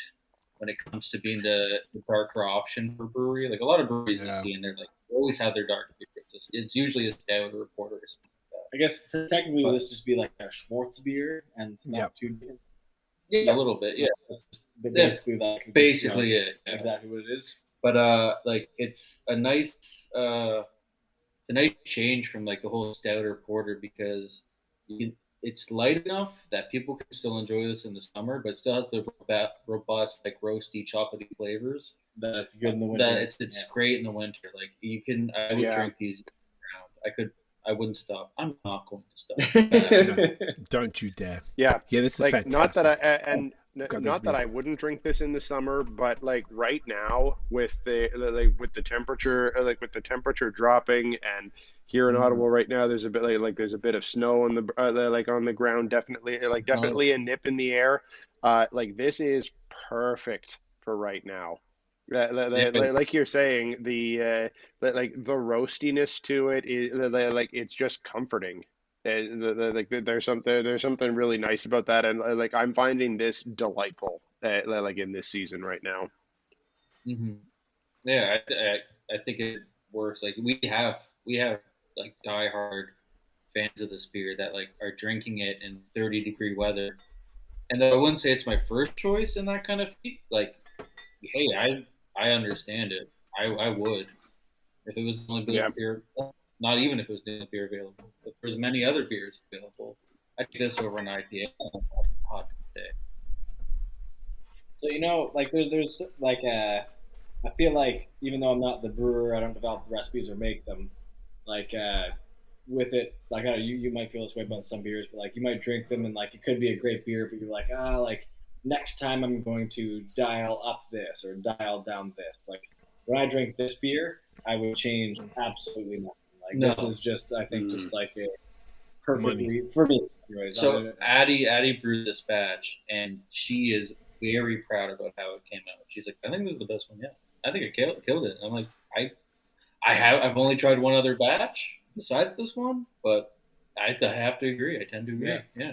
It's fantastic, and I agree wholeheartedly that black lagers are completely like fronted on from breweries as like their dark option. They're just like you guys were saying, like the Nate. As I sort of read out, I heard you say that the, whilst it works year round, like right now is perfect for it, and I couldn't agree more. But I would absolutely drink this like mid-July as well.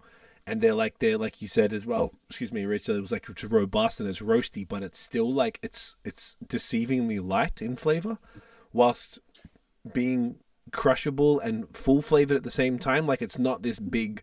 It's not a porter. It's not a stout. It's not like punching you in the tongue type of thing. It's like it's super balanced and super smooth. And it's kind of like I feel like this is one of the best types of lagers that exists. Yeah, I find. The people who can drink a stout, like a Guinness, in the middle of the summer are a different breed. Like, not to use a dramatic word, but, like, I find drinking a Guinness in the summer oppressive. Like, it is long for me. I'm out halfway through the pint. No, yeah, no, not me, man. God, yeah, you're the it's and Guinness is 4.5%. But I feel you though. Like it drinks a bit thick, and but the reason Craig and I are both laughing right now is like our good friend Noah who does the blog Beerism like in Quebec. Like he's a big imperial stout guy, and he loves to talk about the fact that he's one to crush not just a Guinness, but like a 10% imperial coffee stout at 3 o'clock on a July afternoon, like no problem. Yeah, I have a friend Nick Francis. He's a brewer over at NathanDoesBeer Brewing in Brockville, and he's the same way. We will go out for a beer when he comes to visit me in Kingston or vice versa, and he will. Yeah, again, at least, but like he'll be like, what's the Imperial IPA? What's the Triple IPA? And like, I'm just like, I'm sweating through my shirt. I'm getting, like, I don't care if it's the only lager on tap. I'm getting that Molson Canadian. And he's like, yeah, give me the highest, heaviest thing you have. Some people are into that. It's it's funny to see. I made a You're thing right. where They're a breed of their own. Yeah, truly. I tried to take inspo from him. So Noah, the joke was, because he gets up early, he's got kids. I don't. I'm a vampire. So like him drinking at 3 p.m. or whatever, as Nate said, is like hilarious to me because I haven't even had breakfast by then. So like I started doing like big beer Wednesdays where all I drink is I usually would fit 2 in because I don't drink anything else, but I had anything basically more than 10%, like whatever it's a barley wine or imperial stout, because my cellar was getting absurd, and there's no time. If I'm going to have 4 beers? What are you going to do? You're not going to pop a 10%er on that 5th beer. It's just not happening. So the only way for me to get through it is to have one night, and that's the night that I've made for it, and I've been loved. Doesn't matter if it's July or January. It's worked out pretty sick. Not in the middle of the day, but even if it's a warm night, like I don't know. Didn't seem to bother me. It's just kind of like it's interesting because it's the one time you just gotta like, get your teeth into this type of beer. Where otherwise, I'm just like they're just gonna sit there and die a slow death in some room or house. That's when you appreciate them. Like, yeah, you had to put like, and I do it at the. Yeah. It's the only way to do it. Yeah. I just went into the cellar just then, so I had like a full like a aisle. Well, not aisle. What do you call it? Just like a one little row is the word I'm looking for of some Daft. So the first one that Nate you were talking about was this bad boy here, the Friend. It's exactly what you said, Adam. The cider ale. So looking at the bottom there, it's got the chunks have all sort of gone down. So I don't know. Is this like this is 2 years old? Everything is 2 years old max.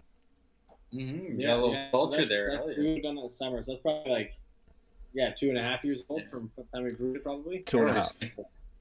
You guys are crazy. I'd be really curious how that one tastes. Okay, it looks great. Like it still looks super bright and like and beautiful there. I actually forgot about this one, but the crunchy, because I think we had two of each. So that's Ryan's carrot beer. Oh yes, Yeah. I got a few bottles of So that. that's carrot. Spruce, ginger, and carrot. Yeah. What was you said? Ginger, Spruce. carrot? And spruce, yeah. That's right. Which is pretty wild. That one looks like it's got it like looking at the in front of the light here. Well, I wouldn't say it's like chunks like the other one, but there's like some floaty shit, which is it's very very. It's just like it looks actually pretty damn cool in the light, but it's like super tiny particles. That beer is a incredible and also an incredibly unique color, if nothing else. Oh, right? it is Oh, yeah. gorgeous. Bright orange. Mm. Yeah, and like I remember, like the taste was like the carrot. You kind of like ferment away a lot of the sugars, and it kind of just leaves you with an earthy taste. Yeah. And then the spruce and ginger, like it really a lot. Yeah, so like a lot of people, like it was definitely a polarizing beer. It was one a lot of people tried because it kind of looks cool and it's interesting. I thought you guys were And insane when I saw that. Yeah, some people loved it, some people didn't. But to me, it tasted, and I think the best comparison is it almost tasted like a health food drink. Like it Like kind of V8. like Yeah, I thought maybe that yeah. could have just been like a mental association thing, where because of the ingredients, that's what you would think to begin with. So you're like pre-primed to go in that direction. But that's sort of what it reminded me of. I think at the time that came out, I think at one point we had like a trade of ingredients when I was at Stone City. Yeah. Where like we needed something or you needed something. Either way, trade hands. Some thank you beers were traded, and we got a bottle of the crunchy. Groove. Yeah, the crunchy groove, and it was. I think it was one of those things like it was like, this is crazy. I gotta order something for everyone. Let's all try this. Let's see what we think. And everyone was like, I don't think so. And I was like, more for me, man. Huh? Oh, yeah, you like it? Yeah, I drank that whole bottle. Like after work. Yeah.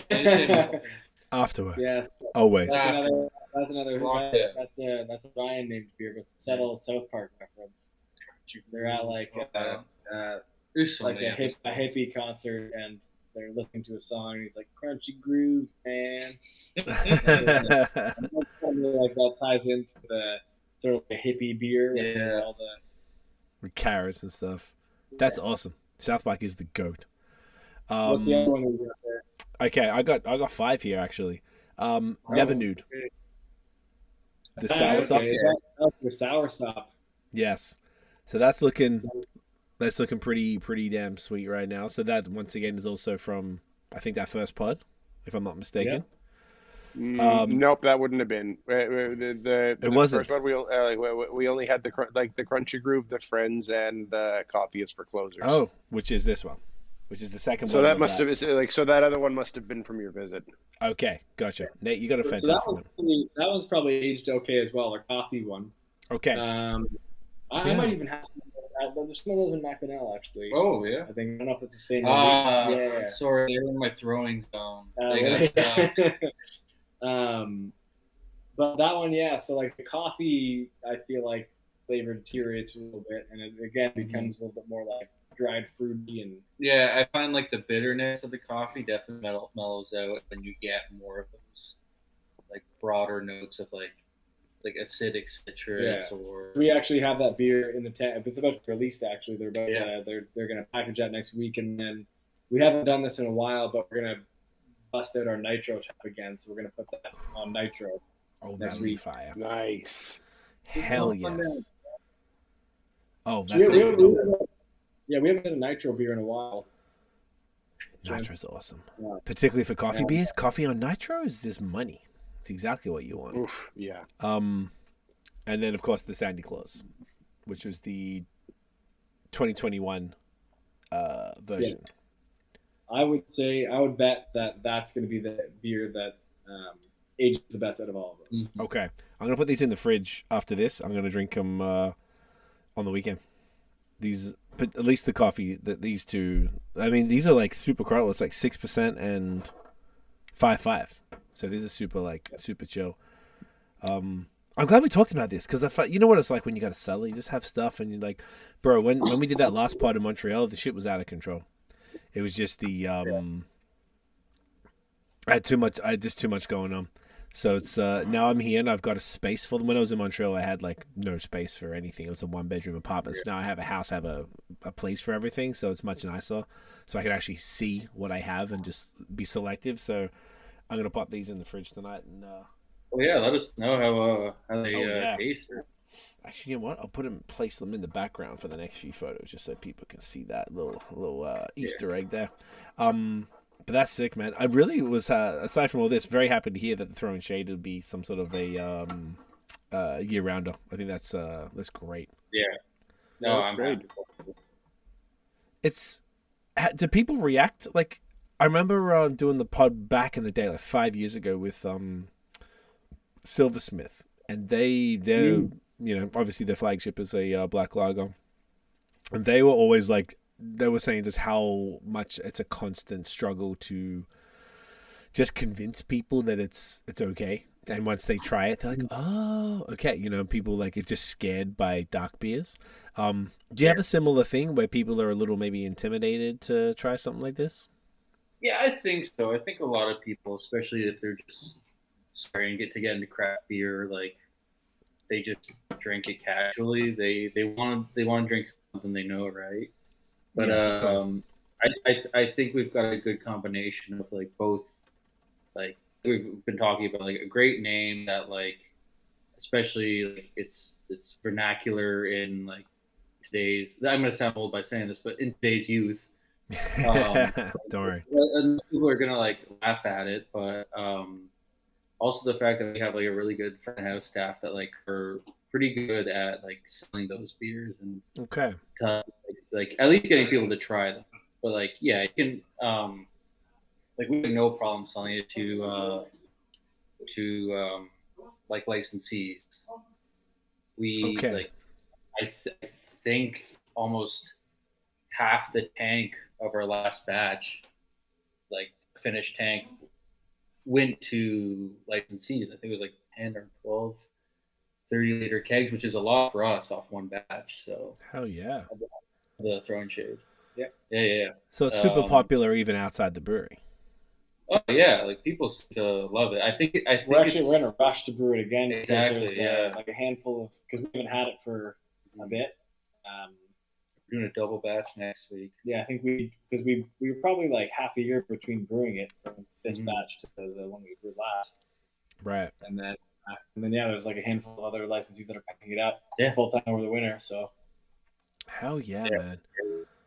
It's such a good choice. It's just like it complements all your other stuff, I guess, because it's different, and it's like there isn't many other breweries doing them, unfortunately, and regular. Yeah, and I think we have like I was saying about like our sales force. It's really one guy, but it's Damien, the guy on the can. Yes. But like with the Never News, he does a really good job at like just like convincing people, like give it a shot, or like try it for a bit. Like you will have a good following for this beer.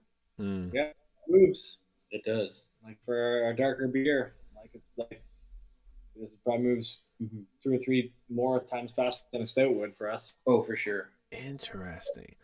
Is that why? I'm curious. Like, is that just semantics because it's called a black lager? Is it like people are familiar with it and they like it because it's lower as a like visually it looks almost identical to a stout? Like, what's the differentiation in the consumer's mind?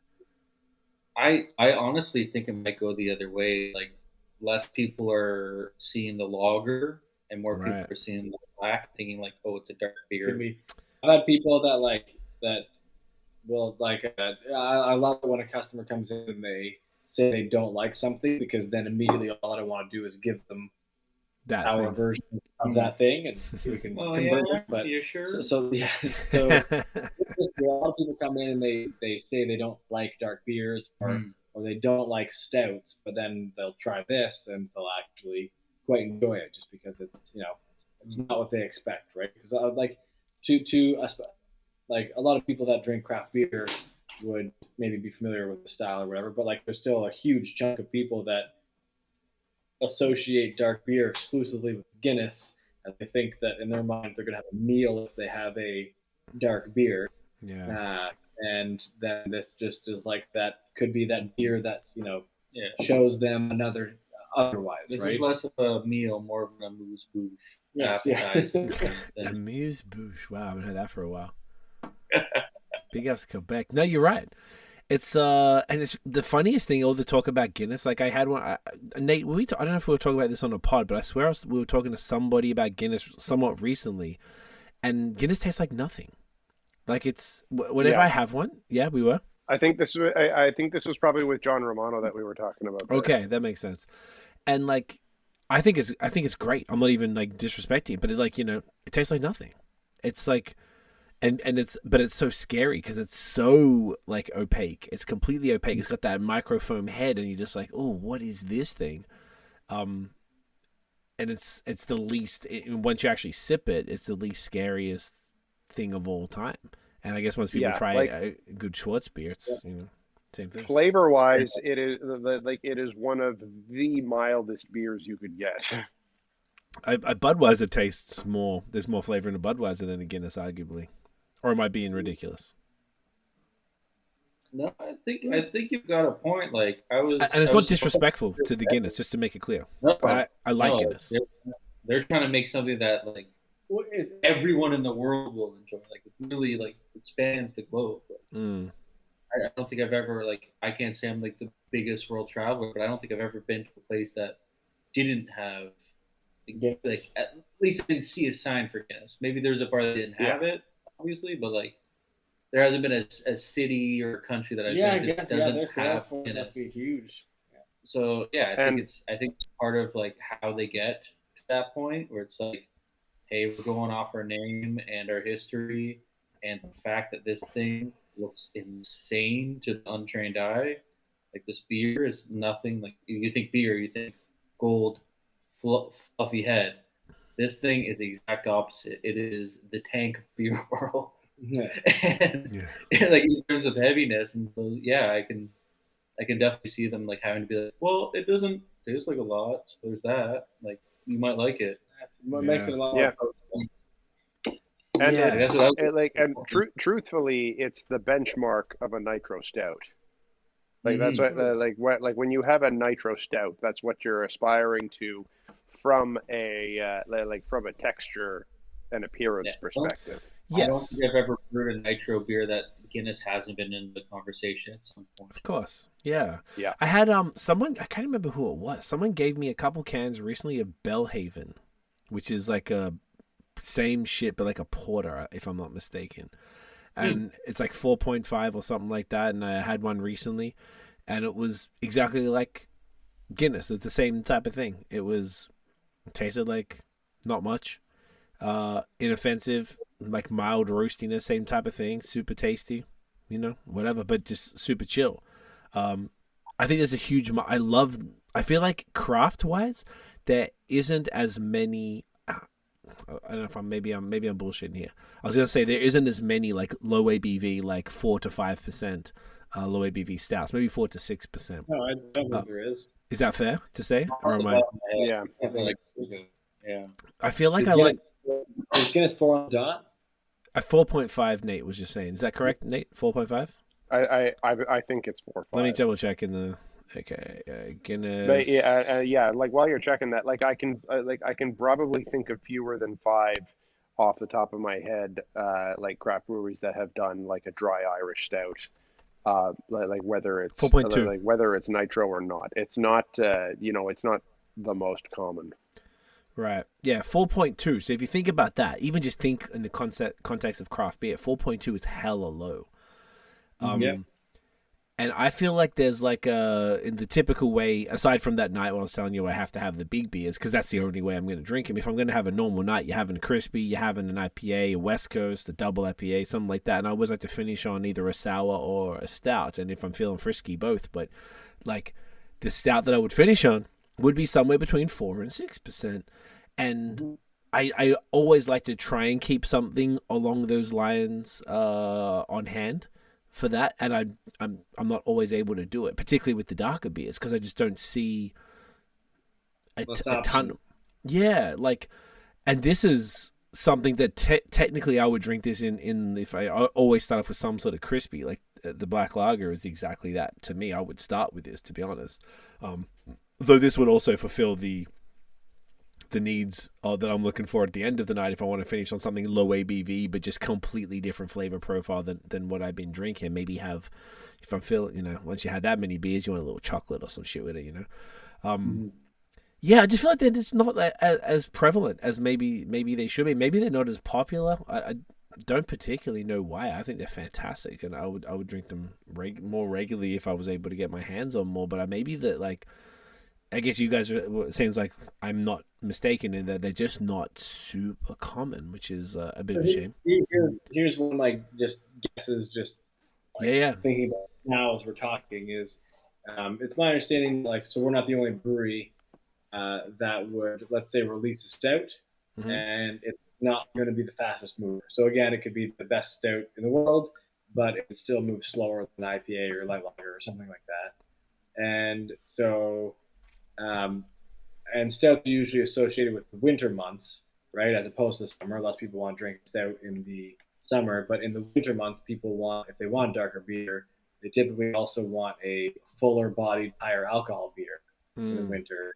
And so because you're getting the seasonality of winter associated with higher alcohol, and less stouts in the summer, which would be like a lower alcohol, lighter. So maybe that's one of the reasons why. It's just the season of it. I think that completely makes sense.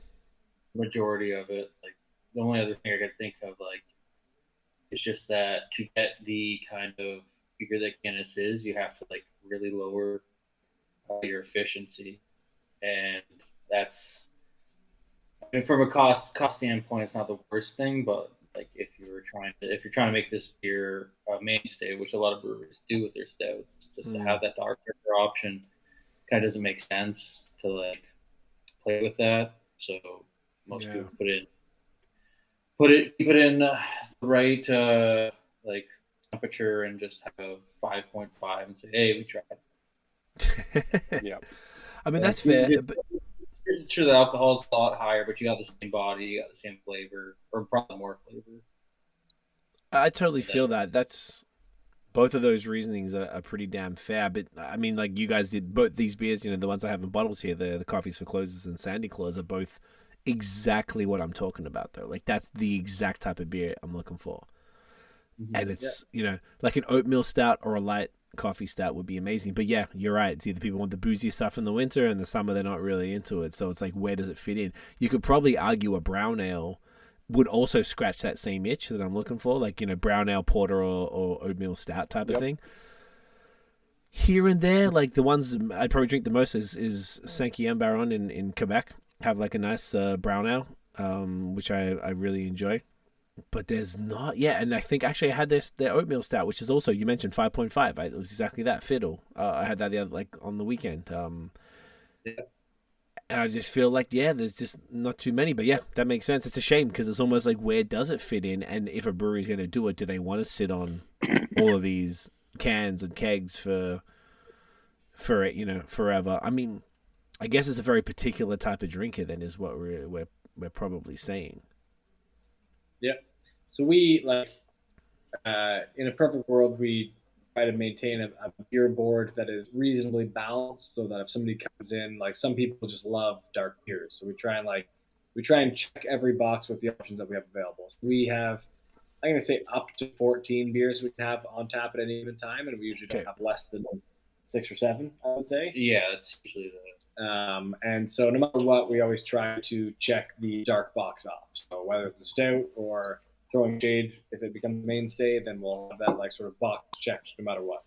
Gotcha. Yeah, that'll definitely hit the spot, and it's good to know, just from, like, an understanding point, that the black lager does sell better than something like a stout or a porter, and it does make sense. Like you said, people see the word lager and immediately are maybe soothed by that, and the black doesn't scare them until they see it. They're like, no, try it, and then they try it and like, fuck, this is great. This is fantastic. I'm polishing this off, and I'm like, I know we got 2 more beers to go. I finished that long. That one went down real quick. Oh shit, you should have said something. And let's go. Let's do it. Let's go to Chinwag. Oh, that's one of my favorite words. Have you been to Australia? Yeah. Not many people know that. No, but me and a few friends, we have this like we are fans of this Australian comedy group, and we. What are they called? It's Anti-Dawn. I just saw them like 2 weeks ago here in Toronto. I was at that show. It was? Did you go to the 7 p.m. or the 2 p.m.? I went to the 7 p.m. Same. Oh man, I wish I fucking knew. It was amazing, huh? No, it was hilarious, and even like I'd seen some of those skits before because I saw their show. Yeah, they did the Oh, okay. Like in previous years, there's a couple of them that were the same, but like holy. They did the in the kiln one. I've seen the video version of that. I just love the fact that they're it's better on film, and I was like, oh, that was hilarious. Yeah, they were just so. I didn't know what to expect because it's like improv comedy. Like I know this is like kind of half a comedy podcast tonight. It was so like I didn't know what to expect at all. It was so ridiculous, and I didn't because the way they're from Melbourne too, so like the way they talk is so specific to how we rock, and I don't know if everyone understands. And we don't say it on here anymore, but the C word is my favorite word of all time, and the way that. Oh yeah. I think I remember this coming up because this was a point of contention, maybe, or a point of conversation. It was in the last one. Yeah, I wish it wasn't, but it's we can talk about it now. It's no problem. But I just don't say it anymore because a few people got upset back in the day, and like whatever. I'll stop. Say I have another podcast where we just bombard the C word. It makes me feel so good. So here I'm doing. I showed Addy, the other brewer there, that I'll just do the thing, and I'm sure you'll get it when he goes like, "Don't be such a." Yeah. And he says the word. He says the word. It's beautiful. It's just like such a funny, ridiculous, like quick joke, but it's something that we've adopted in the brewery now. You're busting it out. Oh, that warms my. Just every once in a while, it's like it's come up, but it's like those brilliant. guys are. It's just the way they said. I was very happy to see it translate, I guess is what I'm saying. I wasn't sure if that type of humor and the approach to that would actually work outside of the country because it's so highly specific. But maybe the internet and you're seeing all of the Naru videos and all those things where people seem to like enjoy the Aussie stuff that we. Yeah. Don't go. Like I know people who talk like that. We used to make. There's this lady called Linda who worked for my parents. We owned a shop when we were kids, and she used to say, "I don't know," and I was just like, "Why is she talking like that?" And later on, the internet explained it all, and like I don't. It's very good. Like a 5-minute Instagram video of like an Australian like ranting about that, and be like, I feel it's like very like it's still an Australian accent, but it's very like. It's almost like the poshest Australian accent I've ever heard. Talking about how like she doesn't appreciate people like making fun of the accent and doing the gnar, and she's like, and at the end she's just like, I just don't gnar. Why do I do that? It's like it's so funny to me now not being around it. Like I love it, and it makes me sort of very happy that the rest of the world kind of gets it because it feels like such an insular thing to laugh at. Like it's just not that funny, but like it's very good. I like it. There's still an Australian saying that I've been told by a few different Australians that it is a saying, but I don't think I ever believe it. I feel like it's just a whole continent being like, let's fuck with these guys. Okay, talk to me. But, the spiders? We're not here to fuck spiders. Nobody says that ever. I learned that here. I lived there for 29 years. It's not real. No. I had 5 or 6 people be like, yeah, no, we say that all the time. I got a mate there now who I met since I lived over here, and he says it to me all the time, but I kind of just feel like they're saying it because the internet said it. Like it's not like I've never heard a human being say that in the time I lived there consecutively. Like, you know. I have to say, I did wish it was real. Because it's pretty funny as fuck.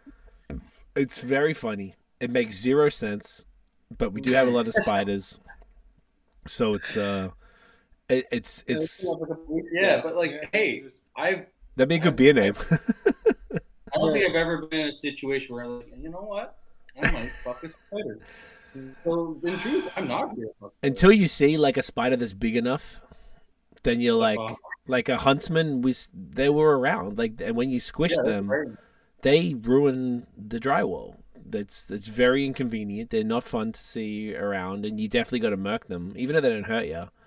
But they're kind of scary. You see, like, that's my brother. Like, fuck, bro, there's a huntsman up there. It's just something that's too big to be crawling around your house. It's a little intimidating. Now I've been here for 13 years, so now if I saw one, I'd be like, I'll kill anything. It's okay, but I'm like, I gotta deal with that now. It's like, you know. And it's funny that the ones that are this big will kill you, but huntsmen that are as big as your palm are like essentially harmless from what I understand.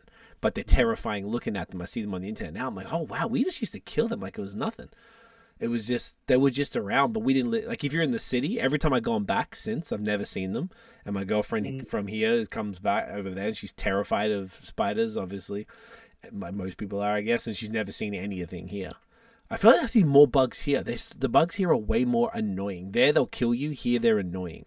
I feel like it's relentless. Right now, we're in the midst of a ladybug infestation. They're everywhere. Then previous to that, gnats. Previous to that, the box elder bugs. Those little beetles that are black and red that are from some neighbor has a maple tree, and there's box elder bugs everywhere. Like, I just feel like there's like things where you go through, or you just go through the fall session when the wasps are running running out of food and they're just fucking relentless. Yep, it's like, I feel like it's different levels of annoyances. Like, because Australia, they're like, yeah, that's right. Yeah. The what?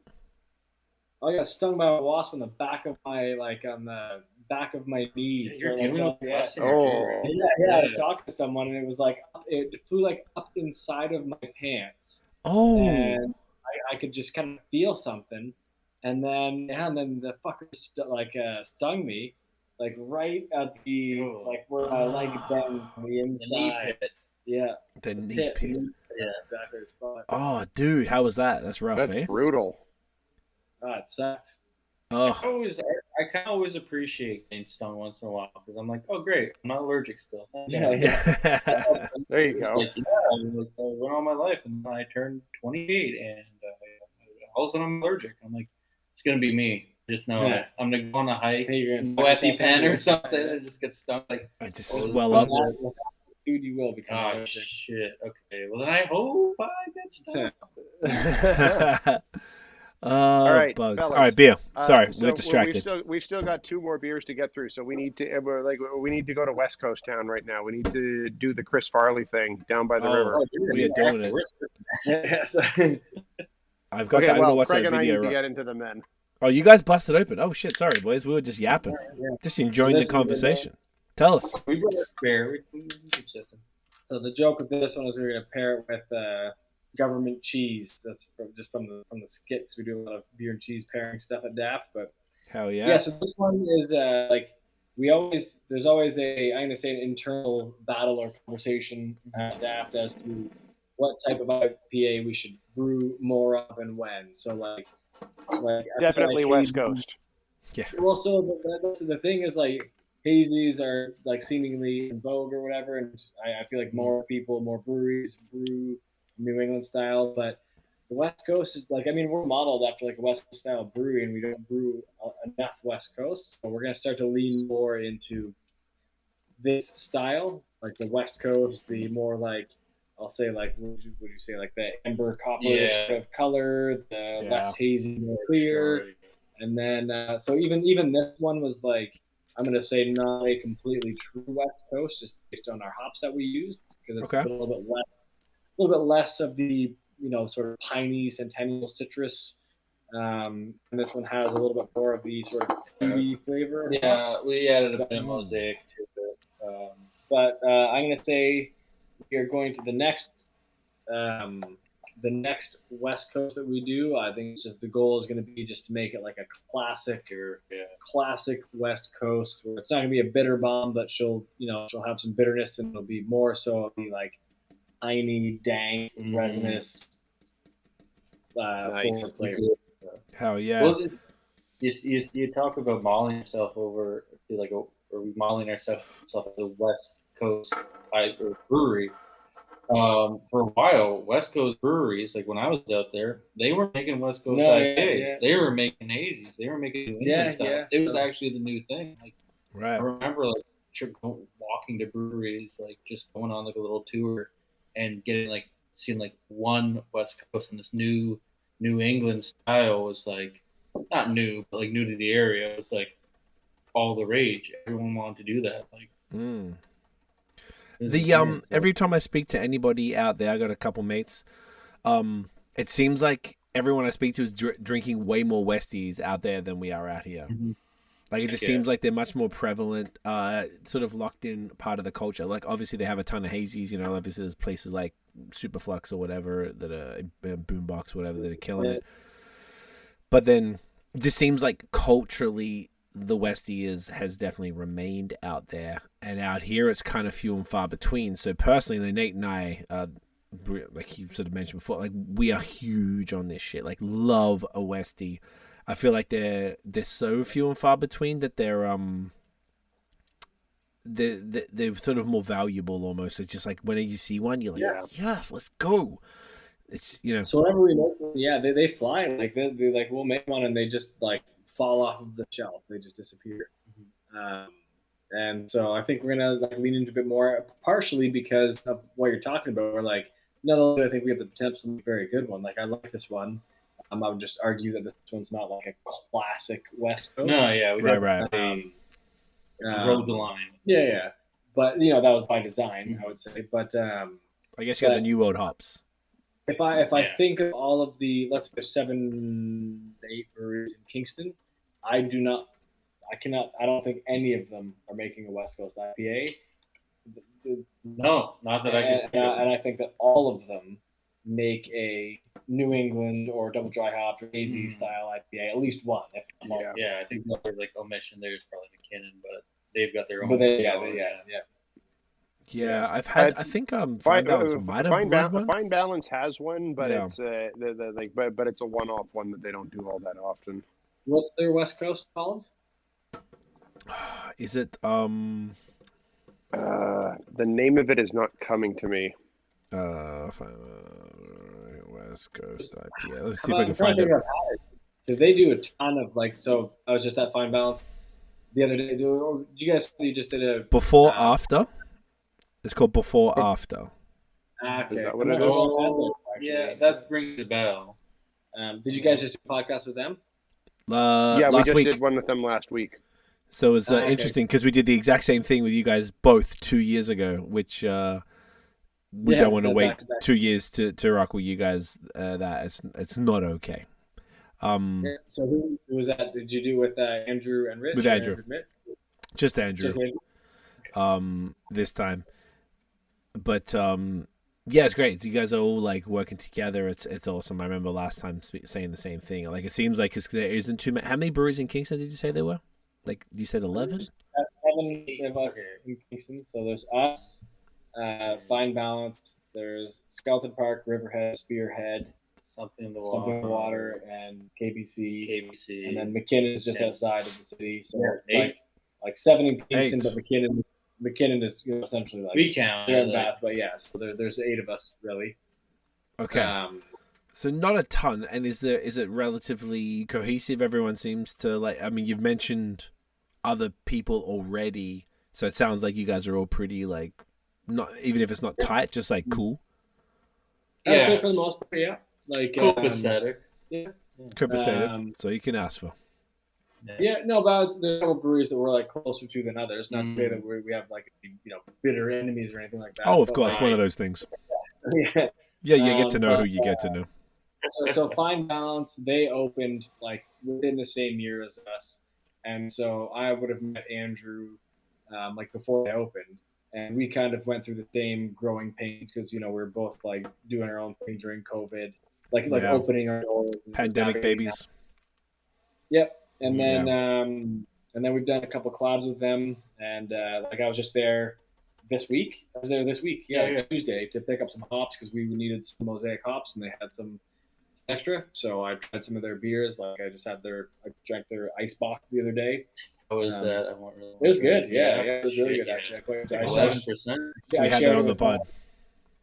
I shared. Yeah, I shared with my I poured 4 glasses for me, my dad, my father-in-law, and my wife, and I think just my father-in-law and dad, they're not big drinkers to begin with, but I think the 11.5% was, it ended up back in mine. We finished it off. I thought it was really good. I thought it was a cool story too, and how they made it out of the barrel. Cool story. But yeah, so we're good buddies with them, and then so Addie, one of the other brewers, like Rich's counterpart, she has been with Colin from Riverhead for 4 or 5 years, something like that. So we're good pals with them as well. But it's a good brewery scene to be in, Kingston season. Like, I think there's not too much stepping on toes, and more or less gets along, so it's good. That's great. Oh, that's it's great. Particularly with only 8 breweries.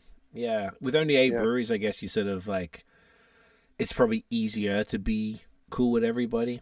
But it's one of those things where you know who you know. You get to know. If you guys opened in the middle of the pandemic together, it's probably more likely you'd be, a little closer and stuff like that. But yeah, that's is there any? Do you guys foresee it growing bigger than that? Like, can Kingston handle many more breweries?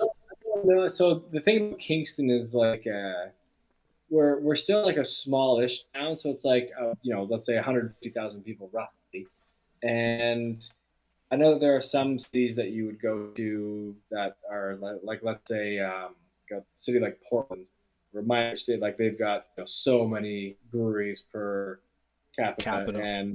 And you can't like my understanding is you can't go into Portland anywhere and get like a Canadian or Coors Light.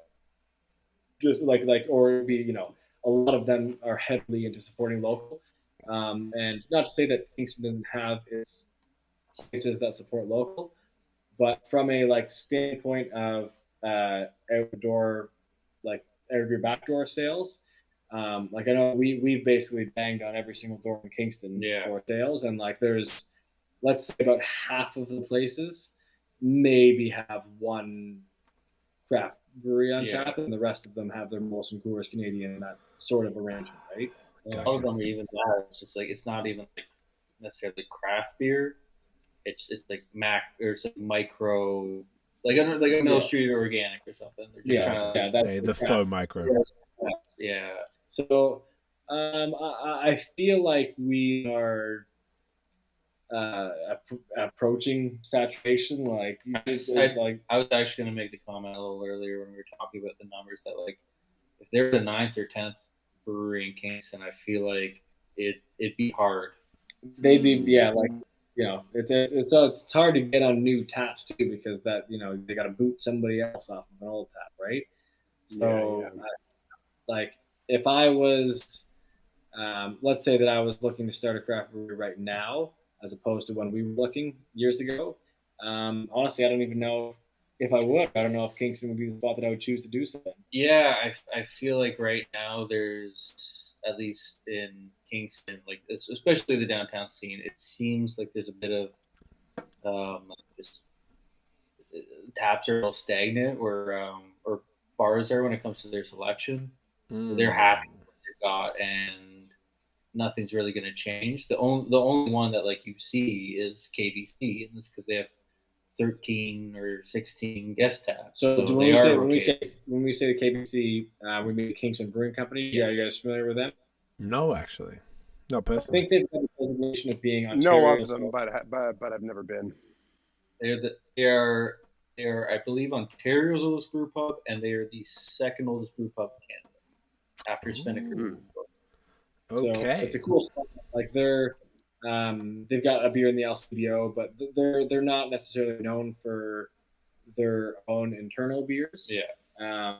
Though they make them and I enjoy them, but they have easily the best guest tap list in the city. So if I'm going out for a pint, it's one of the places where if I've got people visiting from out of town, then they are one of the places that would be the must-stop places. Gotcha. Yeah. Do they have? Are the guest taps Kingston breweries, or are they guest taps from anywhere in Ontario? All over Ontario. Yeah, so it's not just Kingston breweries. I think they support most little breweries in Kingston. and they probably cycle through a bunch of them. But like they'll have, you know, a lot of the big ticket popular breweries in Kingston, or sorry, in Ontario, and then often some that I, you know, maybe would have heard of, or they're new to the scene or whatever. Like so, Braden, who does, I believe it's Braden who does a lot of their ordering. Just he's got a good eye and a good taste and good relationship guy, and he just brings in good stuff. Like I'm always excited to see what they have. Oh, it's always a good time there, and like even like I think I know for a fact like they've even brought beers from outside of the province. Like they had Hillstead there for a while, like just in bottles, like for you to buy. They're pricey. Bottles, yeah. Yeah, and then we were there. So Greg's wife's family's got like a place in Vermont. So we visited Harmstead, the journey or whatever, the trek. Oh, it's an ordeal, for sure. Yeah, they also had like a keg of driftwood beer from BC, like Fat Tug or something.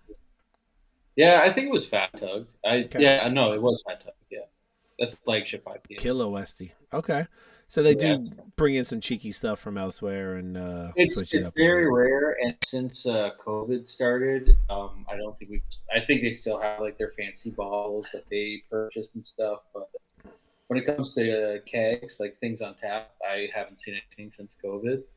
But I think that's just how it is for a lot of places, right? When we were building Daft, one of our partners, they just consistently cleared them out of their Jelly Kings. Like they would have a couple in the top of the fridge, and that's fair. I completely understand. You got interesting. So I never heard of that place. I've been to Kingston a bunch of times. I never. To me, and like I think a lot of like craft beer fans in the area, especially brewers, it is like it's the place to go. It is I've said it before, it's like an institution, at least in Kingston. Like, doesn't matter who you are, like you go there for some reason. If it's not the beer, the history, there's a freaking plaque outside about Sir John A. MacDonald pissing in the alleyway. Yes, sir. It was himself or some shit like that. But it was like and if you just go in there, it is just such a good feeling. It's like the perfect mix of like kitschy pub, cozy, like, and also like you feel like you almost feel like you're walking to the bar from Cheers. Like someone's gonna shout your name. Hey, yeah, or whatever the fuck the guy's name was. I forget. I haven't seen Cheers. Interesting. But, I highly recommend it. Like it's the place. Besides Daft, maybe go to Daft first. Yeah. And of course. Yeah. Don't even question. Pints at Daft, and they get a few more cheeky pints at KBC, the Kingston. Okay. I found them online. I see what you're talking about. So they got a bunch of their own stuff, and then they've got like just guests from a bunch. Okay, there seem to be a bunch of local stuff right here, like PEC stuff. It's a very cool story too. Like it's like I said, it's like one of the oldest like brew pubs in Canada, second I think.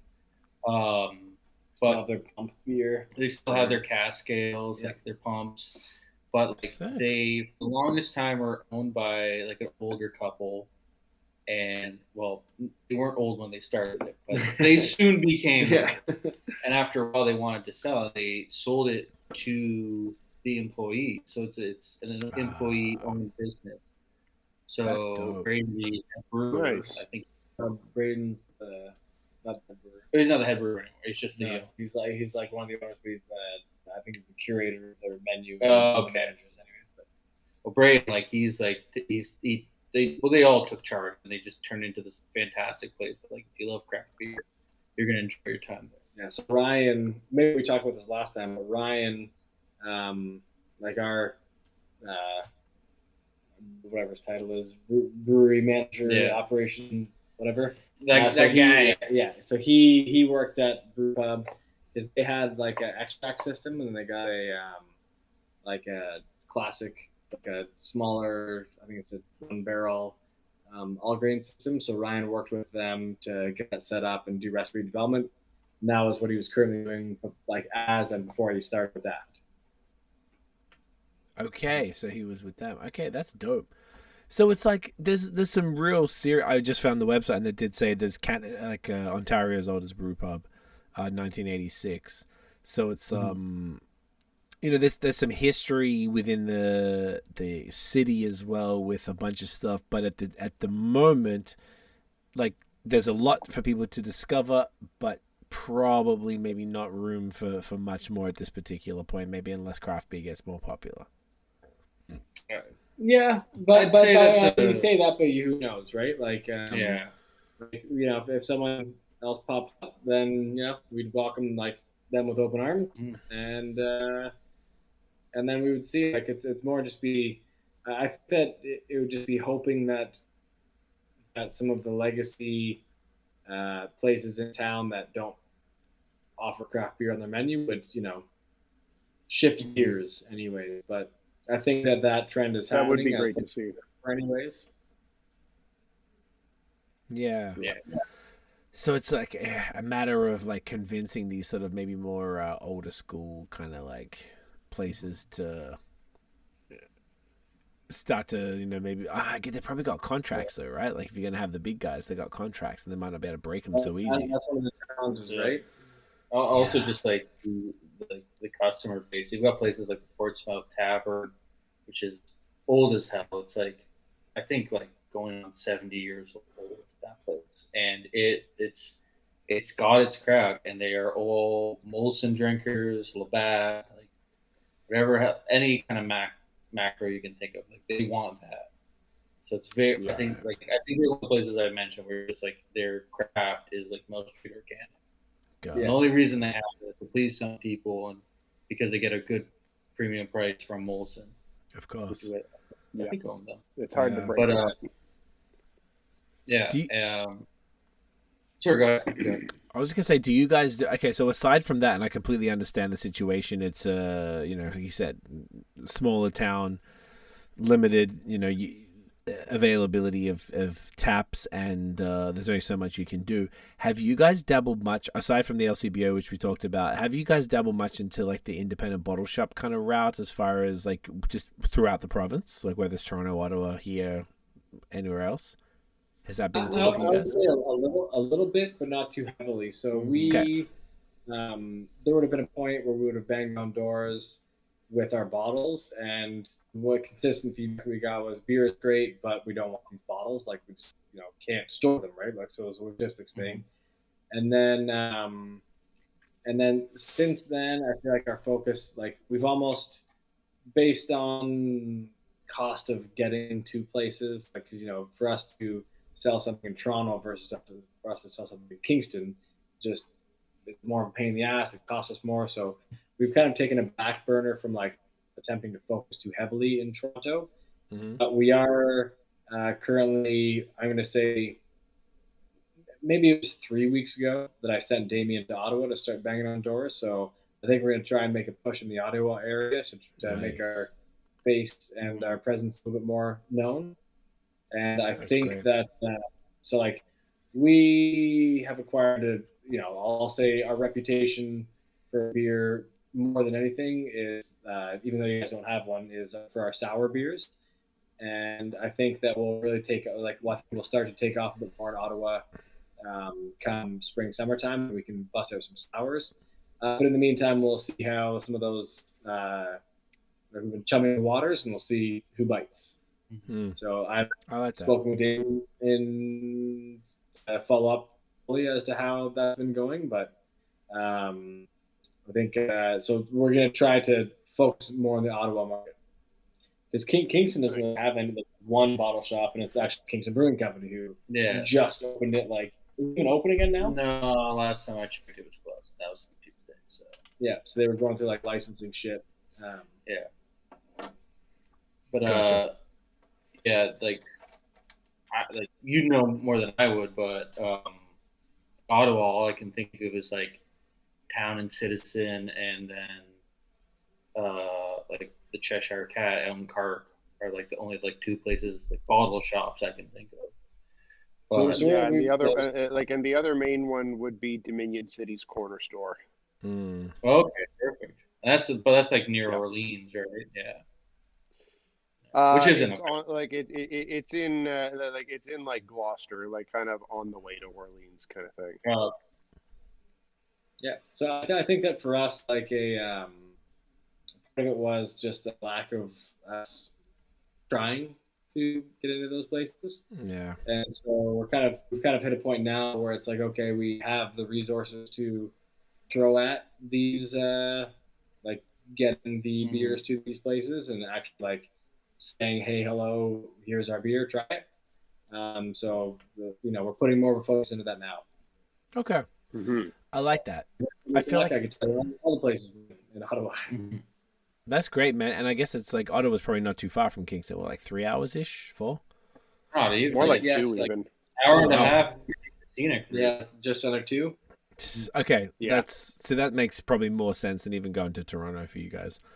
And I wonder if there's anything like Cornwall or any other place, or Brockville or any places like that have bottle shops that might be on the way. As far too. as I know, nothing in Brockville, though I'm sure they'd love one. But yeah, Cornwall, I think the second we like hit the Ottawa market, Cornwall's a good beeline. It's like not on the too way far. back. We're already in Ottawa, but Okay, interesting. There's a lot of potential anyway, I think, for you guys for that, just because I know I like them. That's where I shop personally at, like locally at an independent bottle shop. I just feel like that's where I would prefer to spend my money. They go out of their way to curate a really cool lineup of beers, and I want that to continue. And I feel like there's probably a bunch of craft beer people that I feel like that's almost like preaching to the choir angle, which is fine. And then there's other ways you go through the LCBO to go, like you said, you guys are going to jump in with something different next year, and that'll switch up the game there, which is a whole different crowd. So it's more just like hedging your bets and trying to attack as many as you can, which is dope. Yeah. It's So one thing that we're trying to do in the brewery is we're trying to have, because we have historically done a ton of one-off beers that are like, we're going to make it and we're going to never make it again. So locally, sometimes that works for us because like there's places in town that would have, let's say, a Daft sour tap. So it's going to be a Daft sour, but it's going to change all the time and they can manage it, whatever. But for us to bang on a door and be like, hey, here's a handful of beers. No, you can't have any of these because they're not going to be available. Like, you could maybe get one keg and that's never going to be around again. It's kind of just a bit of a harder sell, I think, anyways. Like, so unless they know and trust our reputation and they know that we're going to be banking on like that we're going to put out a good product, it's just a bit of a harder sell to try and have somebody try something and tell them, hey, this, it's not going to be available ongoing or even potentially now, sort of thing. So we're trying to do a bit more mainstays and regularly occurring things so we can actually sell a product that we have.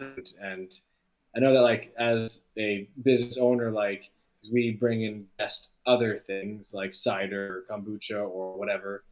And a lot of places establish a menu that they set for a season.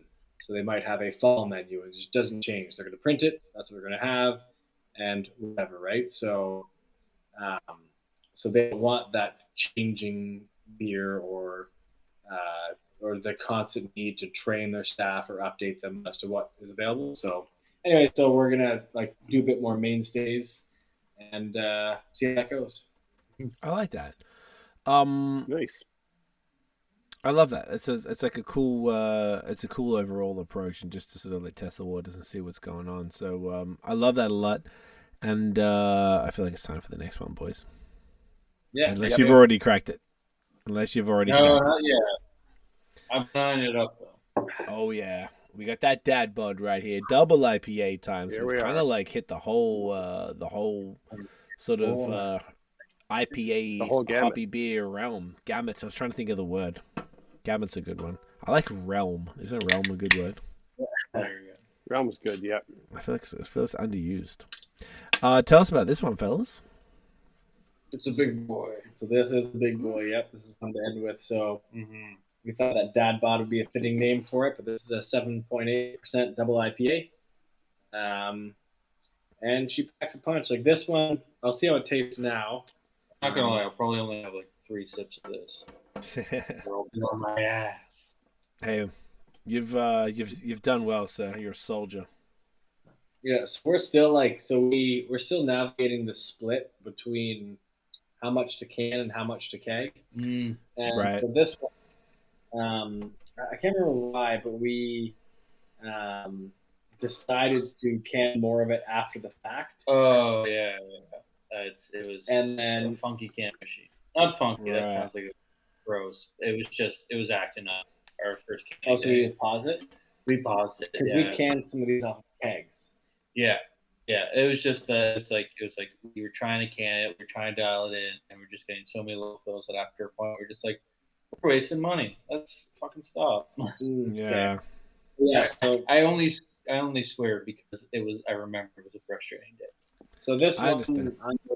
This one like flew off our tap room. Like normally we, if we brew like a very high alcohol beer, then we find that those beers typically sell a lot quicker in cans than they do on tap. And this one disappeared off the tap immediately. So like this one, interesting. We had in cans for a lot longer, and we haven't had it on tap for a bit. But so this one I find being 7.8%, I feel like it's got the body, but even still for me now, it doesn't have that like usually north of 7.5, and I get that like even the gentle approach, like the boozy, the alcohol, like you can sort of taste that the booziness, and I don't get that in this one.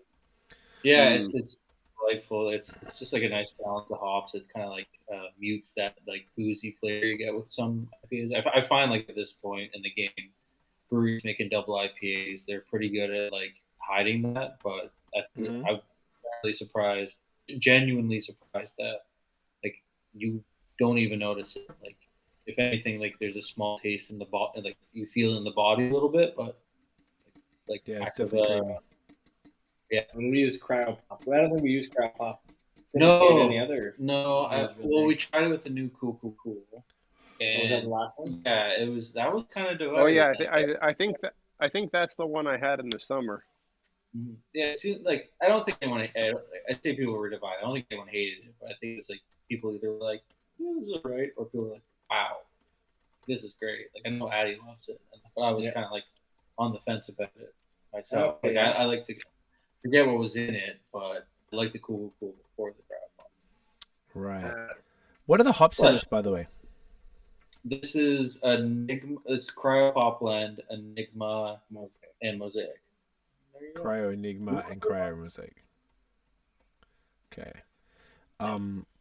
Yeah, this is definitely it's definitely very different. This is cool, man, because we've had 4 different IPAs tonight. They're all very different. I guess they were. Yeah, there's Trap, Westy. This one on that just there. You go. It's like it's super citrusy. It's not like for 7.8. It's definitely like as you were just saying. It's definitely not too intense at all. Like it's not. It's drinking under what it is. 7.3 too. So I'm even a little bit more impressed. Yeah. Yeah, it's just super tropical, aromatic, mango, pineapple type thing, citrus. Yep, lots of pineapple. Yeah. I think pineapple. Oh yeah, it is. Yeah. So that's the leading. Pineapple's the main thing, right? Yeah. On the nose, even actually pineapple, like a small touch of bubble gum at the end. I find. I'm almost, even though this doesn't make sense, I'm almost just now like getting a little bit of coconut, but I don't know if that's like that doesn't make sense for the hops that have been there. Honestly, sometimes like, this comes down to like, personal palate. Like I've had these conversations with brewers my whole career in the industry, just being like, yeah, and I get a bit of like I don't know, like blackberry, and you're just like sort of like they're black currants. I'm like, what? I don't get that at all. I'm getting I don't know, like coconut or bubblegum or like stone fruit. Yeah. Like different things like that. It's like there's definitely broad strokes that everyone can agree on, but I think everyone tastes it. It's something a little different. Or at least something. Definitely. And it's just cool because like IPAs are, as people always say, oh, all IPAs taste, the same. And I'm like, no, like these like four completely different, the different ones, which is great because if you got these four on the board, they're not alike at all, which will appeal to four completely different palates, which is it's really what what a brewery should be aiming for, is to do something like this, so nothing's samey. If you had four of them that were similar to any of the given ones, then that would be just boring, really. So this must be fun for you guys as well as sort of business owners and brewers, just really trying something different with each different kind of approach to IPAs. So hell yeah, man. Yeah, I'd say that they all taste. Yeah, they taste completely different, very different profile, and they don't I've been to some breweries where all of the beer, or at least all the IPAs, look the exact same, or more or less very similar, or right? Sound the exact same. Yeah, which can happen. Yep. And it's I mean, if it's an IPA focused brewery, that's somewhat typical, but it's definitely optimal to keep as many different varieties as you can on there.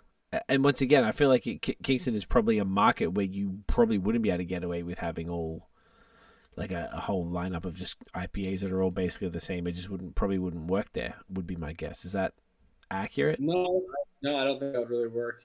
There's a couple things. Kingston is too small to get away with certain things, for us to do too many if we do let's say a barrel aged beer or a super unique special release, or we haven't done much of these. We're gonna soon because we got the spin barrels, but we did a bread beer. There, I feel like there certainly is a population of craft beer drinkers, but it's not big enough to have that be a primary focus. Yeah. Right? So it could be one that we do where it's one of the 10 beers that we have available, and it might last 2 or 3 times longer. It's a cool thing to have, and the people that do drink craft beer would really appreciate it. We just Tron Funkin' Blow. Yeah, it was a phenomenal beer that we did, but it just lingered on tap, and it was I would say technically and just as a craft beer drinker lover, it was probably one of the better beers that we had on tap, and it was just an absolute beauty. But it just sat, right? What was it? It was a barrel aged sour, right? Yeah. Is that the one with spruce tips or anything? No, that one didn't have spruce tips, but there's 2 nice sours we had for a while. They were both phenomenal. One had spruce tips on, the other on fucking blow. Yep. So I mean, those that know what it is, or those that tried it or appreciate it, loved it. And I don't think that one had many people that I don't think we had any negative feedback from that beer. No, it's just one of those ones where it kind of was just sold as a sour beer, nothing on top of it, no fruits, no funny I don't want to say gimmicks, but anything crazy on top of it. And so I think it kind of just went to the wayside because people were I don't know what that's going to taste like, but I know that mango sour is probably going to taste like mangoes. Yeah. I'm going to pull the dice on that one. Yeah. So we're not Toronto, right? So Toronto, I feel if Toronto could have a brewery that specializes just in things that come out of a barrel or whatever, and there would be enough of a market that it would be fine. Whereas we have to very much so limit that. Yeah. Mm. Yeah. I mean, I think the only thing you could probably get away with is a lager house, and even then, that's only because you probably get a lot of guys who love Molson or Labatt, and they're just hey, lagers, I drink that all day, hell yeah. But even then, I think that's cool. No, that makes sense. It's an interesting landscape to navigate, I guess, at all times. It's you got to roll the dice and see which sort of decision is going to work. But look, man, you guys have been around. What'd you say, 3.5 years now? Yeah, January 2020 is when we open our doors. All right, so we come up on 4 in a few months. Any plans for the anniversary? That's right. So usually we do we'll do a stupid birthday thing that is relevant to the age that we are. So I think when we were 2, I was a picture of Ryan and I wearing diapers. No, we'll get there. So we'll think about what 4-year-olds do, and we'll do as the 4-year-olds do. But we usually do like a sort of like a week-long sale, and then we'll probably do some sort of a party event sort of celebration kind of night, and then usually tied to some sort of special release or something like that, some sort of beer release. So we kind of do all of those things. Hell yeah. That's awesome. So January, keep an eye out for that. I guess by the time this comes out, what is it? In November. Okay, this will probably be like early December when this will come out. So that means it's probably like a month out. So people need to keep an eye out to your Instagram and see what's going on. Make sure they get down and ready to party like 4-year-olds. Hell yeah. Please and thank you. We'll party pretty hard. Hey, 4-year-olds go hard, bro. They're a whole other beast. My niece is 4 years old. She scares me. Yeah. I don't really know children like that, but I'm not surprised that they scare you because they seem kind of terrifying. I respect it. We were trick or treating this year, and there's no please. There was no even trick or treat. There was gimme candy. Gimme candy, bro. Very forcefulness. It was like gimme candy. It was like gimme candy. Like she sounded like some kind of like bouncer at a club, just being like, "Sir, I need you to give me candy right now." Or is that just like candy? Is that just your niece, or is that everybody? Because I have a story that's exactly that happened to me on the 31st. As far as I know, it's just my niece, but now you've got me worried, bro. We're not used to this house Halloween shit because we were in an apartment for 10 years. Mm-hmm. So like, there's only a second Halloween, and at the very last guy of the night. And I feel like I'm weird. But I don't have children. I don't have any relationships with children, so I don't know how to act around them. And I find that if I open the door and it's not my girlfriend, I hold my cute little dog as makes me feel more comfortable because I don't want to be anywhere near children. Yeah, I'm terrified of the whole situation. So I hold the cute little dog, open the door, and there's this guy. I don't know how old he was. He got to be like 20 or something, by himself, and he may have been on the spectrum. And then he holds out I didn't look at it. It was very quick. All these interactions last 10 seconds. And it was like a paper bag, like a LCBO kind of bag. They don't do those no more. And he's just like, candy. I was like, okay, you want chocolate or chips? Because that's what we had. And he was like, chocolate. So I got the chocolate put in there, and he just looked at it and then just turned around and walked away. I was like, I kind of just stood there for a second. I was like, wow. Like, it's not a thing in Australia. So walking up to someone's house that you don't know, demanding candy, and not even saying thank you. Everyone else all night said thank you. And they were cute, mostly little girls who were in little witches' costumes and all that shit, even though it was a cold night.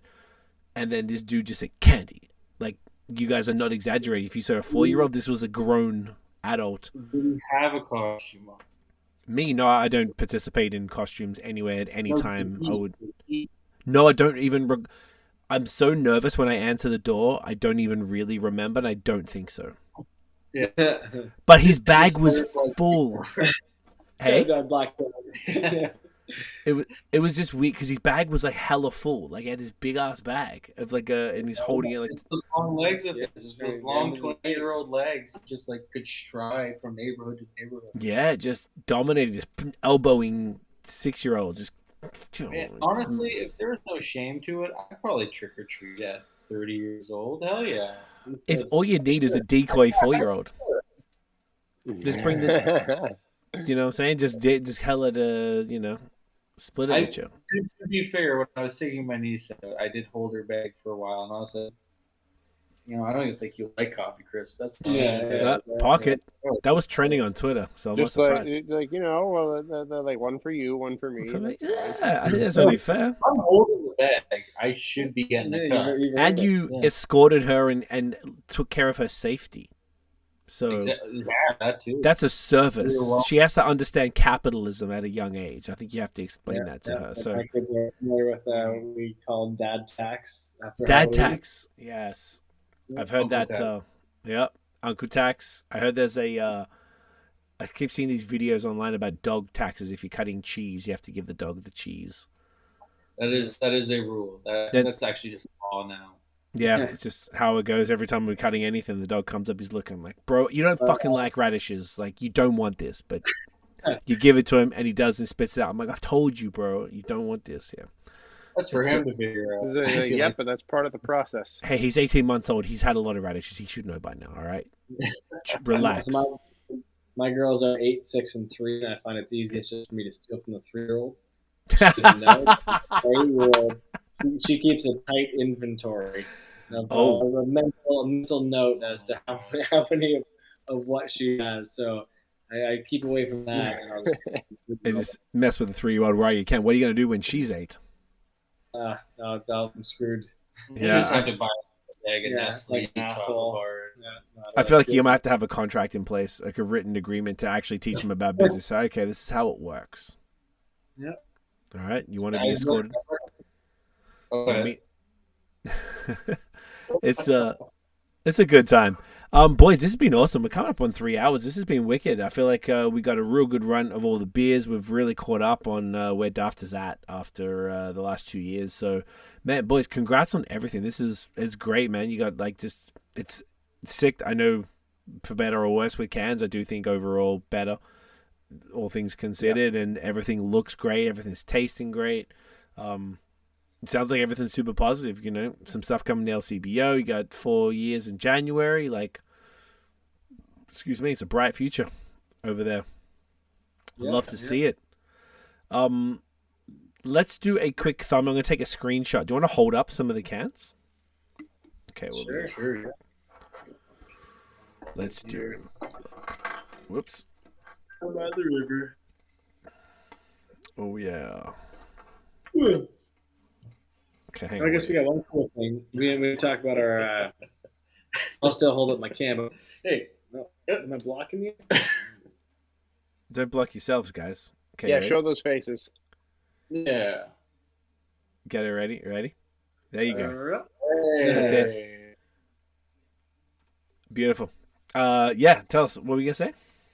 Oh, so we just opened it up this summer. We've got a mobile bar thing that we can rent out like weddings and corporate events and stuff. So we've busted that out. So we renovated an old like 80s Dutchman trailer into a 6-tap like mobile bar experience sort of thing. So that's awesome. Now on the road, we're Nice. looking into next year. That's like another cool venture that we're doing that we can basically take our liquor license and plop it down wherever and then serve wherever.